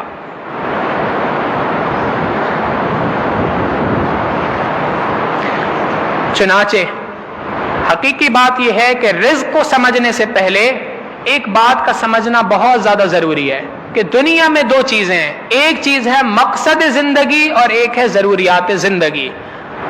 ایک ہے مقصد زندگی، ایک ہے ضروریات زندگی۔ مقصد زندگی یہ ہے کہ انسان کو بیکار پیدا نہیں کیا۔ افحسبتم انما خلقناکم عبثا، کیا تم یہ بات کا گمان کرتے ہو کہ ہم نے تمہیں بیکار پیدا کیا ہے؟ وانکم الینا لا ترجعون، کیا تم یہ سمجھتے ہو کہ تم ہمارے پاس لوٹائے نہیں جاؤ گے؟ ہم نے تمہیں بیکار پیدا نہیں کیا بلکہ ایک مقصد سے پیدا کیا ہے، اور مقصد کیا ہے؟ وما خلقت الجن والانس الا لیعبدون، انسان اور جنات کو پیدا کرنے کا مقصد اللہ رب العزت کی عبادت ہے۔ مقصد زندگی اللہ رب العزت کی بندگی، مقصد حیات اللہ رب العزت کی یاد، یہ مقصد زندگی ہے۔ اور ضروریات زندگی کیا ہے؟ انسان کا اٹھنا بیٹھنا سونا کھانا پینا، یہ رزق، یہ ساری کی ساری چیزیں ضروریات زندگی ہیں۔ یاد رکھیں جو انسان مقصد زندگی کو پورا کرتا ہے اللہ رب العزت اس کی ضروریات کو پورا فرما دیتے ہیں۔ جو مقصد زندگی کو پورا نہیں کرتا، ساری زندگی اس نے ضروریات کو اپنا مقصد بنایا ہوتا ہے، ساری زندگی وہ مال کے پیچھے دوڑ رہا ہوتا ہے، اس کی مال کے پیچھے کی دوڑ کبھی ختم نہیں ہوتی۔ اللہ رب العزت اس بندے کو اس کام کے اندر لگا دیتے ہیں۔ مثال یوں سمجھ لیں، ایک مرغی کو اگر اس کے مالک نے دانہ دینا ہو تو اس کا ایک طریقہ یہ ہے کہ اس کو ایک پیالے کے اندر دانہ رکھے اور اس کے سامنے رکھ دے، اب مرغی سکون سے آئے گی اور وہاں پہ آ کر کھا لے گی۔ ایک طریقہ یہ ہے کہ جو مالک ہے وہ دانہ اپنی مٹھی میں بھرے اور یوں پھیلا دے، اب اس مرغی کا کام یہ ہے کہ دوڑتی رہے بھاگتی رہے، کبھی ادھر جائے کبھی ادھر جائے، یہاں سے ایک دانہ چگے ایک دانہ وہاں سے چگے ایک دانہ وہاں سے چگے۔ جو بندہ مقصد زندگی کو پورا کر رہا ہوتا ہے اللہ رب العزت پلیٹ میں اس کا رزق اس کو پہنچا دیا کرتے ہیں، اور جو بندہ مقصد زندگی کو پورا نہیں کرتا اس کا رزق اللہ رب العزت پھیلا دیتے ہیں۔ وہ دوڑ رہا ہوتا ہے صبح سے شام تک، کبھی بائک پہ دوڑ رہا ہے، کبھی گاڑی میں دوڑ رہا ہے، کبھی ایک ملک سے دوسرے ملک دوڑ رہا ہے، بھاگ رہا ہے، اور اس کا بھاگنے کے سوا کوئی کام نہیں، بھاگنا بھاگنا اور صرف بھاگنا، اور اس کے بعد بھی شکوہ کرتے ہیں جی آج وہ زمانہ آ گیا کہ ہم گھر کے جتنے افراد ہیں سارے کے سارے کماتے ہیں، مگر اس کے باوجود بھی گھر کے خرچے پورے نہیں ہوتے۔ اور ہمارے بڑوں کی زندگی یہ تھی کہ ایک گھر میں 8 افراد 10 افراد ہوتے تھے، کمانے والا ایک ہوتا تھا، سارے خوش و خرم زندگی گزار رہے ہوتے تھے۔ وجہ کیا ہے؟ انہوں نے مقصد زندگی کو سامنے رکھا، اللہ رب العزت نے ضروریات زندگی پوری کر دی۔ جس نے مقصد زندگی کو سامنے نہیں رکھا، ضروریات کے پیچھے ایسا بھاگا، اللہ رب العزت نے اس کو خوب بھگایا ہے۔ آپ غور کریں نا، اگر ایک گھوڑا ہو جو مالک نے جس کو ریس کے لیے رکھا ہو، ریس کے اندر دوڑ کے اندر مقابلہ کرتا ہو، ہر سال جیتتا ہو، مالک کو کروڑوں روپے ملتے ہیں اس سے، کبھی مالک کو اس کو دانہ ڈالتے ہوئے غم ہوگا؟ کبھی غم نہیں ہوگا۔ یہ میرا کام کرتا ہے، جس مقصد کے لیے میں نے اس کو پالا ہے وہ مقصد پورا کر رہا ہے۔ اور اسی کے مقابلے میں ایک گھوڑا ہے جو نہ سواری کرنے کے لیے کسی کی اجازت دیتا ہے، نہ اپنے اوپر کسی کو بیٹھنے کی اجازت دیتا ہے، نہ کسی ریس میں حصہ لیتا ہے، جہاں حصہ میں ڈالو وہاں پہ ہار کے آتا ہے۔ ایسے گھوڑے سے ہر مالک یہ چاہتا ہے کہ میں جلد از جلد اس سے اپنی جان چھڑاؤں۔ حقیقت یہ ہے کہ جو کوئی اللہ رب العزت کے دین کے لیے، دین اسلام کے لیے اپنے آپ کو وقف کر دیتا ہے، اللہ رب العزت اس بندے کی سرپرستی فرماتے ہیں، اللہ رب العزت اس کے رزق کو کافی فرما دیتے ہیں اس کے لیے۔ آج لوگوں کو اس بات پہ یقین اٹھ گیا ہے، یہی وجہ تو ہے لوگ بولتے ہیں جی مولوی بنو گے تو کھاؤ گے کہاں سے؟ یہ ایک عام جملہ ہے جو آپ نے سنا ہوگا، مولوی بنو گے تو کھاؤ گے کہاں سے؟ آپ یہ بات یاد رکھیں، دنیا کے اندر بے تحاشا مثالیں ایسے پی ایچ ڈی ڈاکٹرز کی، ایسے پڑھے لکھے لوگوں کی جنہوں نے اب پی ایچ ڈی بھی کی، پڑھ لکھ بھی لیا، اس کے باوجود خودکشی کر لی۔ بے تحاشا مثالیں دنیا میں، آپ کوئی ایک مثال ایسی پیش نہیں کر سکتے کہ کوئی ایک عالم دین دنیا میں ایسا ہو جو بھوکا مرا ہو۔ زیادہ کھا کر مرنے کی مثالیں تو موجود ہیں، جی زیادہ کھا لیا تھا اس وجہ سے مر گئے، کم کھا کے مرنے کی کوئی ایک مثال دنیا میں موجود نہیں ہے۔ اگر آپ کے پاس ہے تو آپ اس مثال کو پیش کریں۔ امام مسلم رحمۃ اللہ علیہ کا انتقال ہوا، کس طریقے سے ہوا؟ حدیث مبارکہ کے کام میں مشغول تھے، ساتھ میں ایک بورا رکھا ہوا تھا کھجوروں کا، اتنا مشغول تھے کہ کھجور کھاتے گئے، پتہ ہی نہیں چلا کتنی کھجوریں کھائی، پورا کا پورا بورا کھا گئے، اور اس کی وجہ سے، زیادتی کی وجہ سے کھانے کی، ان کا پیٹ خراب ہوا اور اسی کی وجہ سے ان کی وفات ہو گئی۔ زیادہ کھا کے وفات ہونے کی مثالیں ہمارے پاس موجود ہیں، کم کھا کے کوئی ایک عالم دین مرا ہو اس کی مثال دنیا میں کوئی موجود نہیں ہے۔ اس کا مطلب یہ ہے کہ جو بندہ بھی اللہ رب العزت کے دین کے لیے، عبادات کے لیے اپنے آپ کو وقف کر لیتا ہے، دین کی کسی بھی محنت کے لیے اپنے آپ کو وقف کرتا ہے، اللہ رب العزت اس کا رزق کا ذمہ اپنے اوپر لے لیا کرتے ہیں۔ حضرت اقدس تھانوی رحمۃ اللہ علیہ فرمانے لگے، ایک مرتبہ ایک چھوٹا بچہ مجھے ملا، مدرسے کے اندر پڑھ رہا تھا، تو میں نے ایسے ہی بچے کو چھیڑنے کے لیے سوال کر لیا، بتاؤ عربی اچھی ہے یا انگریزی اچھی ہے؟ اس نے مجھے ایسے دیکھا جیسے میں نے کوئی انہونا سوال کر دیا ہو، اور دیکھ کے کہنے لگا کہ جی ظاہر ہے عربی اچھی ہے۔ میں نے کہا جی عربی کیوں اچھی ہے؟ وہ کہنے لگا عربی اس لیے اچھی ہے کیونکہ عربی قرآن کی زبان ہے۔ میں نے کہا تو پھر تم عربی سیکھو گے؟ کہنے لگا جی عربی سیکھوں گا۔ حضرت تھانوی فرماتے ہیں میں نے اس بچے سے پوچھا کہ اگر عربی سیکھ رہے ہو تو بتاؤ کہ کھاؤ گے کہاں سے؟ اس نے کہا کہ جی وہاں سے کھاؤں گا جہاں سے انبیاء کو رزق ملا کرتا تھا، جہاں سے انبیاء کھاتے تھے میں بھی وہیں سے کھاؤں گا کیونکہ میں بھی ان کا وارث بن رہا ہوں۔ انہوں نے کہا کہ پھر بھی سمجھاؤ تو صحیح۔ وہ کہنے لگا جی بات یہ ہے کہ اگر انگریزی پڑھی تو مجھے لوگوں کے پاس نوکریاں چاکریاں کرنی پڑیں گی، تب جا کے مجھے کچھ مال ملے گا، اور اگر میں نے عربی پڑھ لی تو اب اللہ رب العزت مجھے نوکری کے لیے نہیں رکھیں گے، بلکہ لوگوں کے دلوں میں بات ڈال دیتے ہیں، جا کے فلاں بندے کو اتنے پیسے دے دو، فلاں بندے کو اتنے پیسے دے دو، فلاں بندے کی یہ ضرورت کو پورا کر لو۔ حضرت تھانوی فرماتے ہیں میں نے اس سے کہا اچھا لیکن اس میں تو ذلت ہے کہ لوگوں کے سامنے ہاتھ پھیلانا پڑتا ہے۔ وہ کہنے لگا جناب میں تو آپ کو بڑا عقل مند آدمی سمجھتا تھا، میں نے یہ تھوڑی کہا کہ لوگوں کے سامنے ہاتھ پھیلانا پڑے گا، لوگ تو آتے ہیں ہاتھ جوڑ جوڑ کے دیتے ہیں برائے کرم ہمارا مال قبول کر لیجئے۔ تو اللہ رب العزت نے اس رزق کو اپنے ذمے لے رکھا ہے، اور اللہ رب العزت کے دین کی جو محنت کے اندر لگتا ہے اللہ رب العزت اس کے رزق کو اس تک پہنچا کے رہتے ہیں. لہٰذا مقصد زندگی کو سامنے رکھنا ضروری ہے. جس بندے نے مقصد زندگی کو سامنے رکھ کر زندگی گزاری، اللہ رب العزت نے ضروریات زندگی کو پورا فرما دیا. چنانچہ رزق ملنے کے دو طریقے ہیں. ایک ہے بلا واسطہ اللہ رب العزت رزق عطا فرماتے ہیں، اور ایک بالواسطہ رزق عطا فرماتے ہیں. بالواسطہ رزق ایسے ہے کہ اللہ تعالیٰ نے دکان کو واسطہ بنا دیا، نوکری کو واسطہ بنا دیا، کاروبار کو واسطہ بنا دیا، یہ واسطے کے ذریعے سے رزق ہے. اور ایک ہے بلا واسطہ رزق. بلا واسطہ رزق اس کو کہتے ہیں کہ اللہ تعالیٰ کاروبار میں برکت عطا فرما دے. امید تھی کہ اس مہینے 100% منافع ہوگا، مگر اللہ نے 200% منافع عطا فرما دیا. امید تھی کہ اس مہینے میری جو تنخواہ ہے وہ اتنی ملے گی، مگر مالک خوش ہو گیا، اس نے خوش ہو کے ہمیں تنخواہ ڈبل دے دی. یہ ہے بلا واسطہ رزق کا عطا ہونا.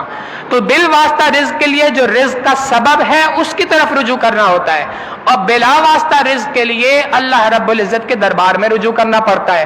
اب دیکھیں، جو بالواسطہ رزق ہے اس کے لیے 8-8 گھنٹے 10-10 گھنٹے لگانے کو انسان تیار ہے.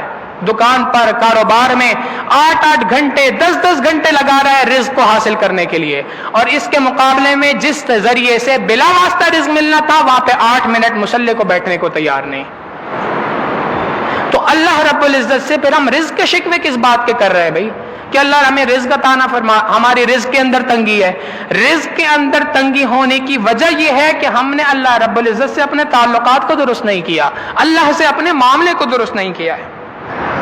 ابن عطاء اللہ اسکندری رحمت اللہ علیہ فرماتے ہیں کہ اللہ رب العزت نے مجھ پر الہام فرمایا کہ اے ابن عطاء اللہ اسکندری، میں ایسا رازق ہوں، اگر تو دعا کرے کہ اے اللہ مجھے میرا رزق بند کر دیجئے تب بھی تجھے رزق عطا کروں گا.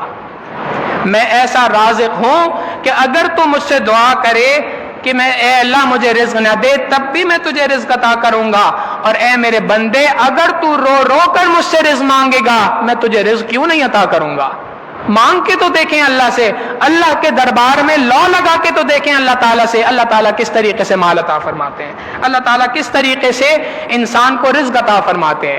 ایک چھوٹی سی بات درمیان میں سمجھ لیں، جس طریقے سے ہر بندے کا رزق اللہ رب العزت نے اپنے ذمے لے رکھا ہے، بالکل اسی طریقے سے اللہ رب العزت نے ہر مہمان کا رزق اس کے آنے سے پہلے میزبان کے گھر میں پہنچا دیا ہوتا ہے.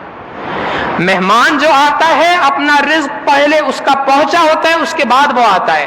مہمان اپنا رزق لے کے آتا ہے.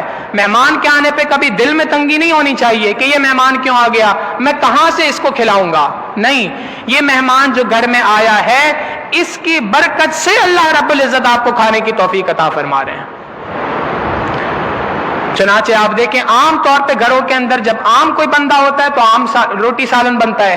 جب کوئی مہمان آتا ہے تو اس مہمان کی خاطر مدارت کے لیے کھانا تھوڑا اچھا بنا کرتا ہے.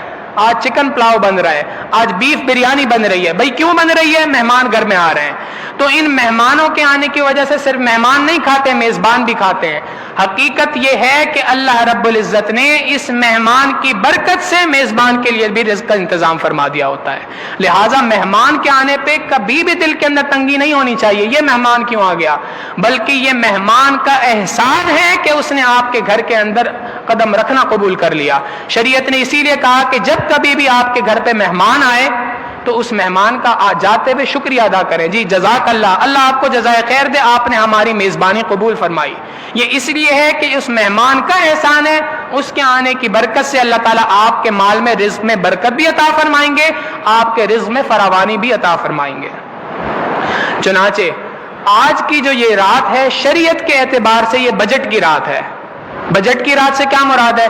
حدیث مبارکہ میں آتا ہے نبی علیہ الصلوۃ والسلام نے فرمایا آئندہ سال میں ہونے والے تمام کے تمام کاموں کا فیصلہ اللہ رب العزت اس رات میں فرماتے ہیں.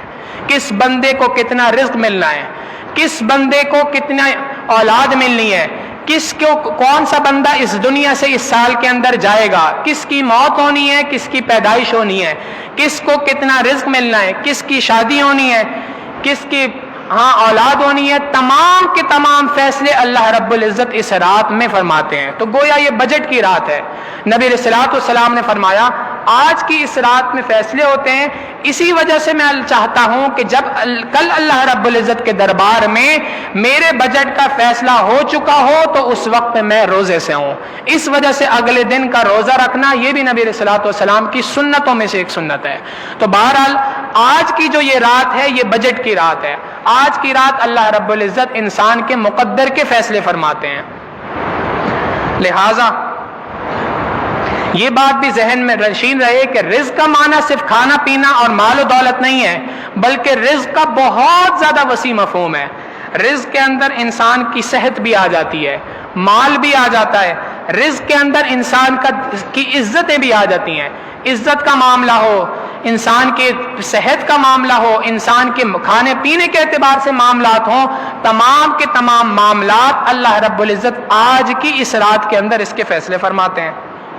چنانچہ اگر ہم میں سے جو شخص پریشان ہو، مال کی کمی کی وجہ سے پریشان ہو، ہم میں سے کوئی شخص اولاد کے نہ ہونے کی وجہ سے پریشان ہو، یا اولاد ہو گئی ہو اولاد کی نافرمانی کی وجہ سے پریشان ہو، بے نکاح ہے نکاح کی وجہ سے پریشان ہے، بیٹی کا نکاح نہیں ہوا، بہن کا نکاح نہیں ہوا، بھائی کا نکاح نہیں ہو رہا، آج کی اس رات میں اللہ رب العزت سے اپنے مقدر کے فیصلے کروائیں. آج کی اس رات میں اللہ سے رو رو کے مانگیں، اے اللہ آج کی اس رات میں آپ نے فیصلہ فرمانا ہے، ہمارے حق میں فیصلے فرما دیجئے. اللہ سے منوائیں. آپ دیکھیں ایک مزدور ہو، اس کو پتا ہو کہ فلاں افسر کے پاس میری فائل پڑی ہے، اس پہ سائن کر دے گا تو میرا کام بن جائے گا. اس کو پتا ہے جی میں مزدور آدمی ہوں، وہ بہت بڑے افسر ہیں، میں ان کے سامنے جاؤں گا، اپنے دو دکھڑے سناؤں گا، رونا شروع کر دوں گا تو وہ امید ہے کہ صاحب کا دل نرم ہو جائے گا، وہ میری بات کے اوپر سائن کر دیں گے، ان کا قلم چلنا ہے، میری زندگی کا فیصلہ ہونا ہے. بالکل یہی معاملہ ہے. ہم اللہ رب العزت کے دربار میں آج جمع ہوئے ہیں.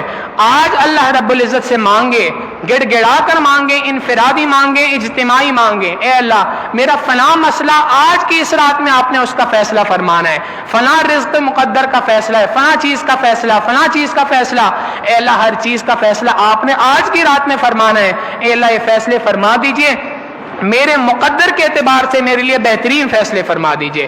آج کی اس رات میں خوب رو رو کے اللہ رب العزت سے مانگے. جب اللہ رب العزت سے رو کر مانگیں گے تو اللہ رب العزت عطا فرمائیں گے. نبی علیہ الصلوۃ والسلام نے فرمایا اللہ رب العزت نہ صرف یہ کہ انسان کو عطا کرتے ہیں بلکہ حدیث مبارکہ میں آتا ہے اللہ رب العزت فرماتے ہیں، نبی علیہ الصلوۃ والسلام نے فرمایا من لم یسأل اللہ، جو کوئی شخص اللہ سے دعا نہیں مانگتا، سوال نہیں کرتا، یغضب علی، اللہ اس شخص سے ناراض ہوتے ہیں کہ یہ بندہ مجھ سے کیوں نہیں مانگتا. مخلوق کا معاملہ تو یہ ہے کہ مخلوق سے ایک بار مانگو شاید دے دے، دو بار مانگو شاید دے دے، بار بار مانگو تو یہ مخلوق چڑھ جاتی ہے، غصے میں آ جاتی ہے، کیا میرے پاس بار بار آتے ہو، تمہیں بار بار مانگتے ہوئے شرم نہیں آتی. مخلوق کا معاملہ یہ ہے کہ بار بار مانگو تو غصہ ہوتے ہیں. اللہ رب العزت کا معاملہ یہ ہے کہ اگر اللہ سے نہ مانگو تو غصہ ہوتے ہیں. اور اللہ رب العزت سے جو بندہ ہر چیز اللہ رب العزت سے مانگتا ہے، نہ صرف یہ کہ اللہ رب العزت اس کو عطا کر دیتے ہیں، نبی علیہ السلام نے فرمایا اللہ رب العزت ایسے بندے کو اپنا محبوب اور مقرب بندہ بنا دیتے ہیں. لہذا اللہ سے مانگیں. علماء نے لکھا 3 باتیں پتھر پر لکیر ہیں. 3 باتیں اس کو گرہ میں باندھ لے، 3 باتیں پتھر پہ لکیر ہیں. جو کوئی شخص پریشان حال ہو، کسی بھی وجہ سے پریشان ہو، اس کو چاہیے کثرت کے ساتھ استغفار کرے. جو کوئی شخص پریشان حال ہو اس کو چاہیے کہ وہ کثرت کے ساتھ استغفار کرے. کثرت استغفار سے اللہ رب العزت پریشانیوں کو دور فرما دیتے ہیں. نبی علیہ السلام نے فرمایا من لزم الاستغفار، جو کوئی شخص اپنے اوپر استغفار کو لازم کر دیتا ہے، جعل اللہ له من کل ضیق مخرجا، اللہ اس کو ہر تنگی میں سے آسانی عطا فرماتے ہیں. ومن کل ہم فرجا، ہر غم میں سے اس کے لیے کشادگی عطا فرما دیتے ہیں. ویرزقہ من حیث لا یحتسب، اللہ اس بندے کو وہاں سے رزق عطا فرماتے ہیں جہاں سے اس بندے کا گمان بھی نہیں ہوتا. تو اس بات کو ذہن نشین رکھیں کہ جو کوئی شخص پریشان حال ہو اس کو چاہیے کثرت کے ساتھ استغفار کرے. جس شخص کے اوپر فقر و فاقہ، تنگ دستی مسلط ہو، اس کو چاہیے کثرت کے ساتھ لا حول ولا قوت الا باللہ پڑھے. کثرت سے لا حول پڑھنے کی وجہ سے اللہ رب العزت انسان کو غنی بنا دیتے ہیں. اور تیسری بات فرمائی اگر کوئی بندہ یہ چاہتا ہو کہ میرے پاس یہ نعمتیں موجود ہیں، یہ نعمتیں مجھ سے واپس نہ لی جائیں، یہ نعمتیں چھین ہی نہ جائیں مجھ سے، اس کو چاہیے کہ وہ اللہ رب العزت کی ناشکری سے بچے اور کثرت سے الحمدللہ کہنے کا اہتمام کرے، ہر بات میں الحمدللہ کہے۔ ہمارے بڑوں کی زندگی میں بسم اللہ الحمدللہ بہت زیادہ کثرت کے ساتھ تھا، کوئی گرنے لگتا تھا بسم اللہ پڑھتے تھے، کوئی سواری پہ چڑھنے لگتا تھا بسم اللہ پڑھتے تھے، کوئی کام پورا ہو جاتا تھا الحمدللہ پڑھتے تھے۔ الحمدللہ آج میں نے فجر کی نماز جماعت کے ساتھ پڑھی، الحمدللہ آج اللہ نے میرے تمام کاموں کو بخوبی عافیت کے ساتھ سر انجام دے دیا، الحمدللہ آج میری اولاد گھر پہ وقت پر واپسی آ گئی ہے، الحمدللہ اللہ نے میری اولاد کو نیکوکار بنایا ہے، الحمدللہ اللہ نے میری اولاد کو میرا فرما بردار بنایا ہے۔ تو جو کوئی شخص بھی چاہتا ہے کہ میری نعمتیں مجھ سے اللہ کی نعمتیں مجھ سے واپس نہ لی جائیں، اس کو چاہیے کہ کثرت سے استغفار پڑھے۔ اور علماء نے لکھا آخری بات کہ 5 اسباب وہ ہیں جن کی وجہ سے اللہ تعالیٰ رزق میں برکت عطا فرماتے ہیں، رزق کو بڑھا دیا کرتے ہیں۔ رزق کے اندر برکت ہونے کے 5 بڑے بڑے اسباب ہیں، رزق کے بڑھنے کے 5 بڑے بڑے اسباب ہیں جن کی وجہ سے اللہ رب العزت انسان کے رزق کو بڑھا دیا کرتے ہیں۔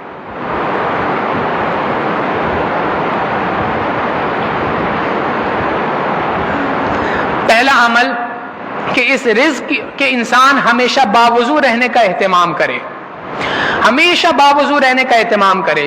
ایک تو یہ ہے کہ عبادات سے پہلے نماز کے لیے آئے تب وضو کر رہے ہیں، اور ایک یہ ہے کہ انسان کوشش کرے، نیت کرے ساری زندگی باوضو رہنے کی، جب کبھی وضو ٹوٹے وضو کرنے کی کوشش کریں۔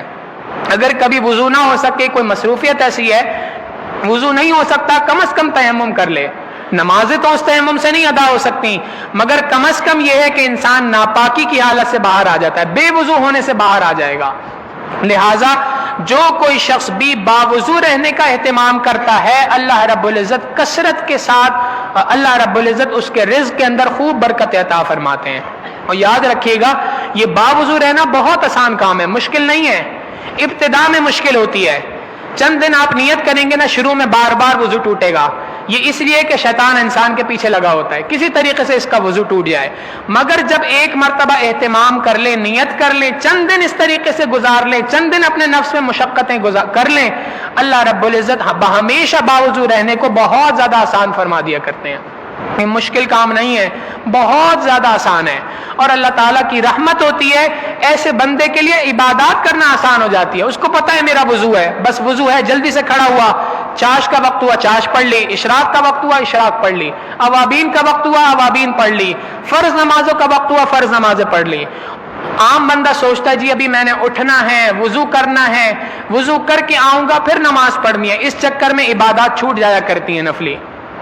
اس لیے باوضو رہیں گے، ایک فائدہ تو یہ کہ اللہ تعالیٰ رزق میں برکت عطا فرماتے ہیں، اور دوسرا فائدہ یہ ہے کہ اللہ تعالیٰ اس کی برکت سے عبادات کو آسان فرما دیا کرتے ہیں، اور تیسرا فائدہ یہ ہے کہ اللہ رب العزت اس باوضو رہنے کی برکت سے انسان کے دل پر فرشتوں کی حفاظت کا پہرا باندھ دیا کرتے ہیں۔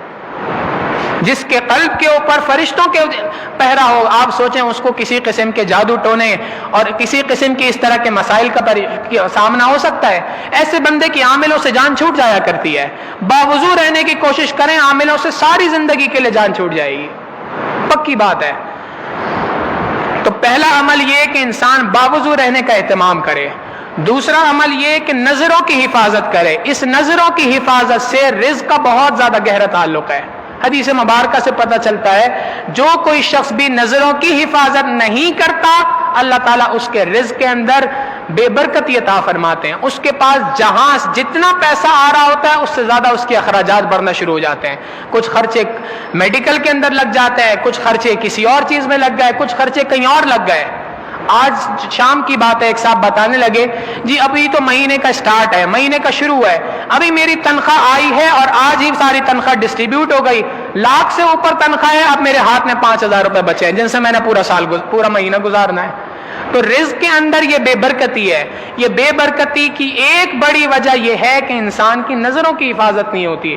جو کوئی شخص بھی اپنی نظروں کو جھکائے گا، اللہ رب العزت رزق میں اس کی برکتیں عطا فرمائیں گے۔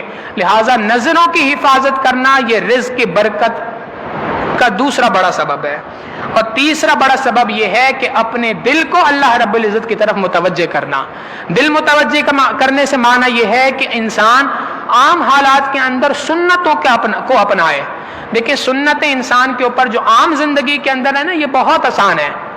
آپ اگر سوچیں تو انسان زندگی میں 5-6 کام 8 کام ایسے ہیں جو روزانہ کرتا ہے. روزانہ سوتا ہے، روزانہ اٹھتا ہے، روزانہ مسجد کے اندر آتا ہے، روزانہ کپڑے بدلتا ہے، روزانہ کاروبار میں جاتا ہے. یہ سارے کام ہیں جو روز کے ہیں. ان کی سنتوں کو ڈھونڈ لیں کہ نبی علیہ السلام مسجد کے اندر آتے تھے تو دایاں پاؤں داخل کیا کرتے تھے، باہر نکلتے تھے تو بایاں پاؤں رکھتے تھے پہلے، جب مسجد کے اندر آتے تھے تو دعا پڑھتے تھے، مسجد سے باہر جاتے تھے تو دعا پڑھتے تھے. یہ چند سنتیں ہیں. اگر ہم نے اپنی اس زندگی کو سنت کے مطابق ڈھانپ لیا، یہ 6-7 چیزوں کو سنت کے مطابق اپنا لیا، ہماری 70 سے 80% زندگی سنت کے مطابق ہو جائے گی. اور سنت کے مطابق زندگی ہونے سے انسان کا دل ہمیشہ اللہ رب العزت کی یاد میں ہوتا ہے. تو لہٰذا پہلا عمل باوضو رہنا، دوسرا عمل انسان نظروں کی حفاظت کرے، اور تیسرا عمل اپنے دل کو اللہ رب العزت کی طرف متوجہ کرے.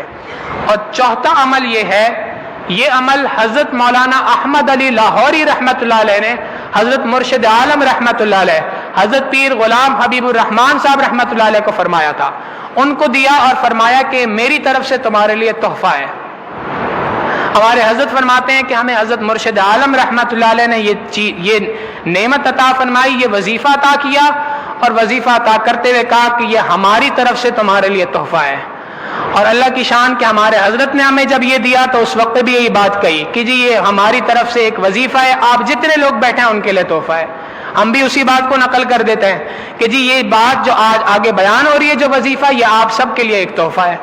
وہ تحفہ کیا ہے؟ حضرت لاہوری رحمۃ اللہ علیہ فرماتے ہیں جس کسی شخص کو رزق کی تنگی کا مسئلہ ہو، اس کو چاہیے کہ وہ ہر فرض نماز کا سلام پھیرنے کے بعد اول آخر درود شریف پڑھے اور 7 مرتبہ لإیلاف قریش، یہ جو آیت سورت ہے، لإیلاف قریش ایلافہم رحلۃ الشتاء والصیف فلیعبدوا رب ھذا البیت الذی اطعمہم من جوع وآمنہم من خوف. اس کو 7 مرتبہ پڑھ لے اول آخر درود شریف کے ساتھ.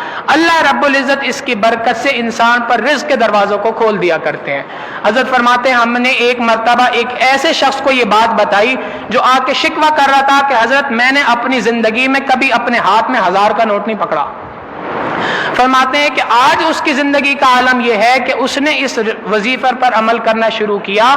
آج اس کی زندگی کا عالم یہ ہے کہ لاکھوں روپے وہ روز ہر مہینے اللہ کی راہ میں صدقہ کرتا ہے. تو اللہ رب العزت نے یہ ایک نعمت بھی عطا فرمائی ہے. تو چوتھا عمل یہ ہے کہ سورہ قریش کو ہر فرض نماز کے بعد 7 مرتبہ اول آخر درود شریف کے ساتھ پڑھا جائے. اور 5واں عمل جو حضرت شاہ عبد الغنی پھول پوری رحمۃ اللہ علیہ نے حضرت حاجی صاحب رحمۃ اللہ علیہ سے، حضرت حاجی امداد اللہ مہاجر مکی رحمۃ اللہ علیہ سے ذکر کیا. وہ فرماتے ہیں کہ جو کوئی شخص بھی صبح کی نماز کے بعد، فجر کی نماز کے بعد 70 مرتبہ پڑھے گا اللہ لطیف بعبادہ یرزق من یشاء وہو القوی العزیز، جو اس آیت کو صبح کی نماز کے بعد 70 بار پڑھے گا اللہ رب العزت اس کے رزق میں بھی برکت عطا فرمائیں گے. تو علماء نے یہ 5 بڑے بڑے اسباب لکھے ہیں جن کی برکت سے اللہ رب العزت رزق عطا فرماتے ہیں. لہٰذا آج کی اس رات میں ضرورت اس بات کی ہے ہم اپنے پروردگار سے صلح کر لیں، اپنے پروردگار سے لو لگا لیں، اس سے معافی مانگیں کہ اے اللہ اب تک کی جو زندگی تھی وہ گناہوں پر گزرتی رہی، اس کی وجہ سے ہمیں رزق کی تنگی ہوتی رہی، رزق کی پریشانی ہوتی رہی. اے اللہ آج کی اس رات میں میں اپنے پچھلے تمام گناہوں سے پکی سچی توبہ کرتا ہوں. اے اللہ آئندہ نیکوکاری پرہیزگاری کی زندگی گزارنے کا ارادہ کرتا ہوں. اے اللہ آج کی اس رات میں جب میرے رزق کے فیصلے فرمائے تو اے اللہ میرے مقدر میں برکتوں والا رزق عطا فرما، رحمتوں والا رزق عطا فرما. حضرت مفتی محمد تقی عثمانی صاحب مدد اللہ علیہ فرماتے ہیں اللہ تعالیٰ کے 99 نام ہیں. عام بندہ یہ سمجھتا ہے کہ بعض نام وہ ہیں جو رحمت کے ہیں اور بعض نام وہ ہیں جو قہر اور جباریت کے ہیں. مگر حضرت مفتی محمد تقی عثمانی صاحب مدد اللہ علیہ نے بڑی عجیب بات فرمائی. فرمایا وہ نام جو لگتا ہے کہ یہ نام قہر اور جبار اور سختی کے نام ہے، عذاب دینے کے نام ہے، حقیقتاً وہ عذاب کے نام نہیں ہے، بلکہ ان میں اللہ کی اور زیادہ رحمت دوسروں کے مقابلے میں چھپی ہوئی ہے. یہ ایسی ہے جیسے عربی کا ایک لفظ ہوتا ہے، اس کا اردو میں معنی کچھ اور ہوتا ہے، عربی کے اندر کچھ اور معنی ہوتا ہے۔ آپ دیکھیں بندر کا لفظ عربی کے اندر اردو کے اندر استعمال ہوتا ہے ایک جانور کے لیے، اچھا لفظ نہیں سمجھا جاتا۔ کسی کو بندر کہہ دیں وہ آپ برا مانے گا، آپ سے لڑائی کرنے کے لیے تیار ہو جائے گا۔ مگر حال یہ ہے کہ سعودیہ کے اندر چلے جائیں تو اس بندر نامی آپ کو بہت ساری دکانیں نظر آئیں گی، حتیٰ کہ ائمہ حرمین میں سے ایک امام کا نام کے اندر بندر کا لفظ آتا ہے، اس لیے کہ اس کا معنی وہاں پہ تبدیل ہو جاتا ہے۔ تو بالکل اسی طریقے سے حضرت مفتی صاحب رحمت دامت برکاتہم فرماتے ہیں کہ اللہ رب العزت کا نام ہے الجبار۔ عام آدمی سمجھتا ہے اس کا معنی ہے جبر کرنے والا، زبردستی کرنے والا، عذاب دینے والا، مگر فرماتے ہیں عربی کے اندر اس کا معنی ہے ٹوٹی ہوئی ہڈی کو جوڑ دینے والا۔ حقیقت یہ ہے کہ یہ نام اس بات پہ دلالت کر رہا ہے اللہ رب العزت ہر اس بندے سے جو اللہ سے رشتہ توڑ بیٹھتا ہے، زندگی میں کچھ موقع ایسے عطا فرماتے ہیں جس کے ذریعے سے اللہ رب العزت اس ٹوٹے ہوئے رشتے کو اس بندے سے ہمیشہ جوڑ لیا کرتے ہیں۔ ٹوٹے رشتے وہ جوڑ دیتا ہے، بات جو رب پہ چھوڑ دیتا ہے۔ ٹوٹے رشتے وہ جوڑ دیتا ہے، بات رب پہ جو چھوڑ دیتا ہے، اس کے لطف و کرم کے کیا کہنے، لاکھ مانگو کروڑ دیتا ہے۔ اس پروردگار کا کہنا ہی کچھ اور ہے۔ ہم جب اللہ رب العزت کے دربار میں مانگیں تو خوب اللہ تعالیٰ سے گڑ گڑا کے مانگیں۔ اللہ رب العزت یاد رکھیں، جب باپ نے اپنی اولاد کو کوئی چیز نہیں دینی ہو تو وہ چھپاتا ہے۔ جب باپ گھر پہ آئے اور بچوں کو بتائے یہ دیکھو میرے جیب کے اندر اتنے پیسے موجود ہیں، معنی یہ ہے کہ اس نے دینا ہے تبھی تو بتا رہا ہے۔ جب اللہ رب العزت نے اپنے بندوں کو بخشنا ہوتا ہے تو اللہ رب العزت مختلف بہانے بنا دیتے ہیں۔ حدیث مبارکہ میں آتا ہے اس رات کے اندر اللہ رب العزت اتنے بندوں کی مغفرت فرماتے ہیں کہ جتنے بنو کلب قبیلے کی بکریاں ہیں۔ اب اس کو مثال بکریوں کے بال ہیں، یوں سمجھیں ایک قبیلہ نبی علیہ الصلوۃ والسلام کے زمانے کا جس کا نام تھا بنو کلب۔ اس قبیلے کی بکریاں بہت زیادہ مشہور تھی۔ حدیث مبارکہ میں آتا ہے دو پہاڑوں کے درمیان کا جو علاقہ ہوتا ہے یہ سینکڑوں کلومیٹر کا علاقہ ہوتا ہے۔ فرماتے ہیں کہ دو پہاڑوں کے درمیان کا جو علاقہ ہوتا ہے وہ سارا کا سارا علاقہ اس بنو کلب کی بکریوں سے بھر جایا کرتا تھا، زمین پہ کوئی جگہ نہیں بچتی تھی، اتنی بکریاں ہوتی تھیں۔ اللہ رب العزت فرماتے ہیں، نبی علیہ السلام نے فرمایا کہ اللہ رب العزت اس شب برات کے اندر اتنے افراد کی مغفرت فرماتے ہیں جتنا قبیلہ بنو کلب کی بکریوں کے جسموں کے اوپر بال ہیں، اتنے افراد کی اللہ رب العزت مغفرت فرماتے ہیں۔ ہمارے حضرت کے پاس ایک صاحب آئے، پہلے ان کے سر پہ بال نہیں تھے، بالکل جو ہے وہ سر جو ہے وہ صاف تھا۔ ایک مرتبہ آئے تو دیکھا کہ تھوڑے سے بال جو ہے نا ان بالوں کی لٹ لگی ہوئی ہے آگے کی طرف، تو پوچھا کہ بھئی یہ کیا ہے؟ کہنے لگے حضرت میں نے آرٹیفیشل جو ہیئر ہوتے ہیں نا، مصنوعی بال ہوتے ہیں، وہ میں نے لگوا لیے ہیں۔ تو حضرت نے کہا کہ بھئی جب آپ نے بال لگوانے ہی تھے تو اتنی سی لٹ کیوں لگوائی ہے، پورے بال لگوا لیتے۔ کہنے لگے حضرت بات دراصل یہ ہے کہ یہ جو لٹ ہے یہ بڑی مہنگی ہے، ایک بال کی قیمت $1 ہے، میں نے جو لگوائے ہیں ایک بال کی قیمت $1 ہے۔ حضرت فرماتے ہیں میں نے کہا تو بھائی کتنے بال لگوائے ہیں آپ نے؟ کہنے لگے حضرت یہ جو لٹ ہے اس کے اندر 10,000 بال ہیں۔ حضرت فرماتے ہیں اتنی سی لٹ کے اندر 10,000 بال؟ کہتے ہیں حضرت ایسی بات ہے، ہم بھی حیران ہوئے۔ اب سوچیں اگر اتنی سی لٹ کے اندر 10,000 بال ہیں تو انسان کے سر پہ کتنے بال ہوں گے، اب بکری کے جسم پہ کتنے بال ہوں گے؟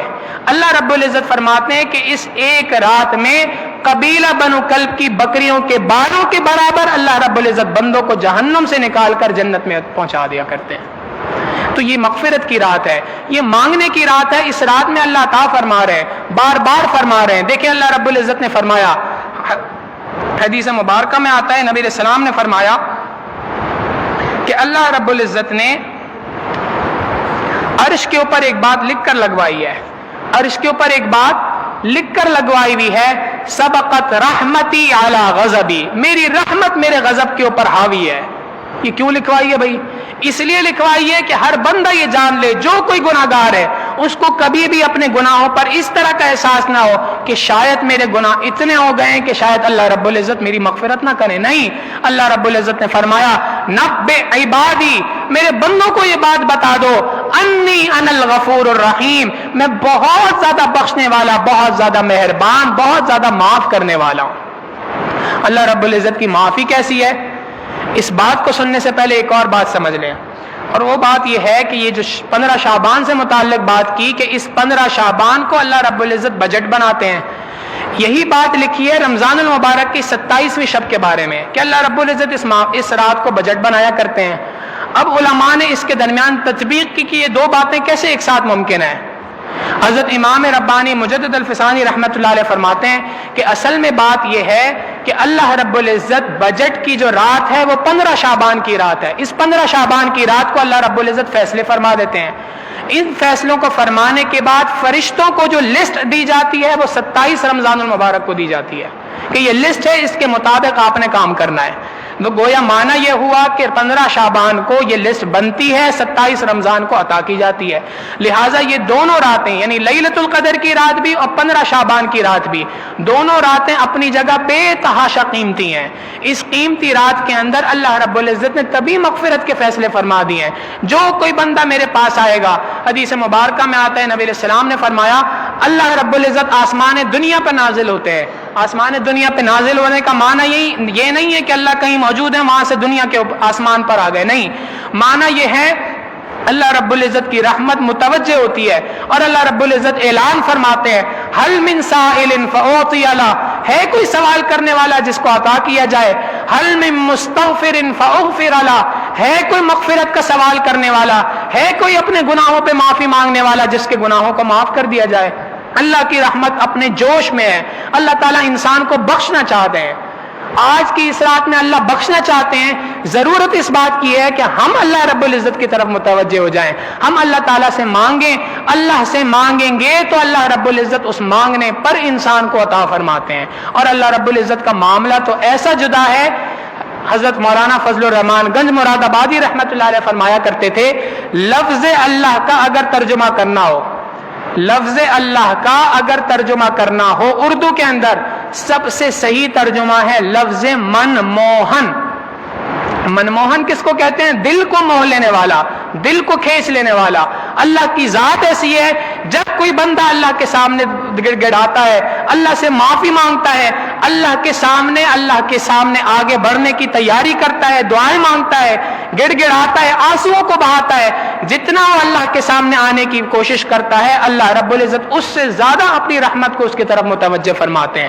دلیل حدیث مبارکہ اللہ رب العزت فرماتے ہیں، حدیث قدسی ہے، اے ابن آدم تو میری طرف ایک ہاتھ آئے گا میں تیری طرف 2 ہاتھ آؤں گا، وہ میری طرف ایک بالش آئے گا میں تیری طرف 2 بالش آؤں گا، تو میری طرف ایک ہاتھ آئے گا میں تیری طرف 2 ہاتھ آؤں گا۔ وَإِنْ أَتَانِي يَمْشِي آتَيْتُهُ هَرْوَلًا، اے ابن آدم تو میری طرف چل کے آئے گا میں تیری طرف دوڑ کے آؤں گا۔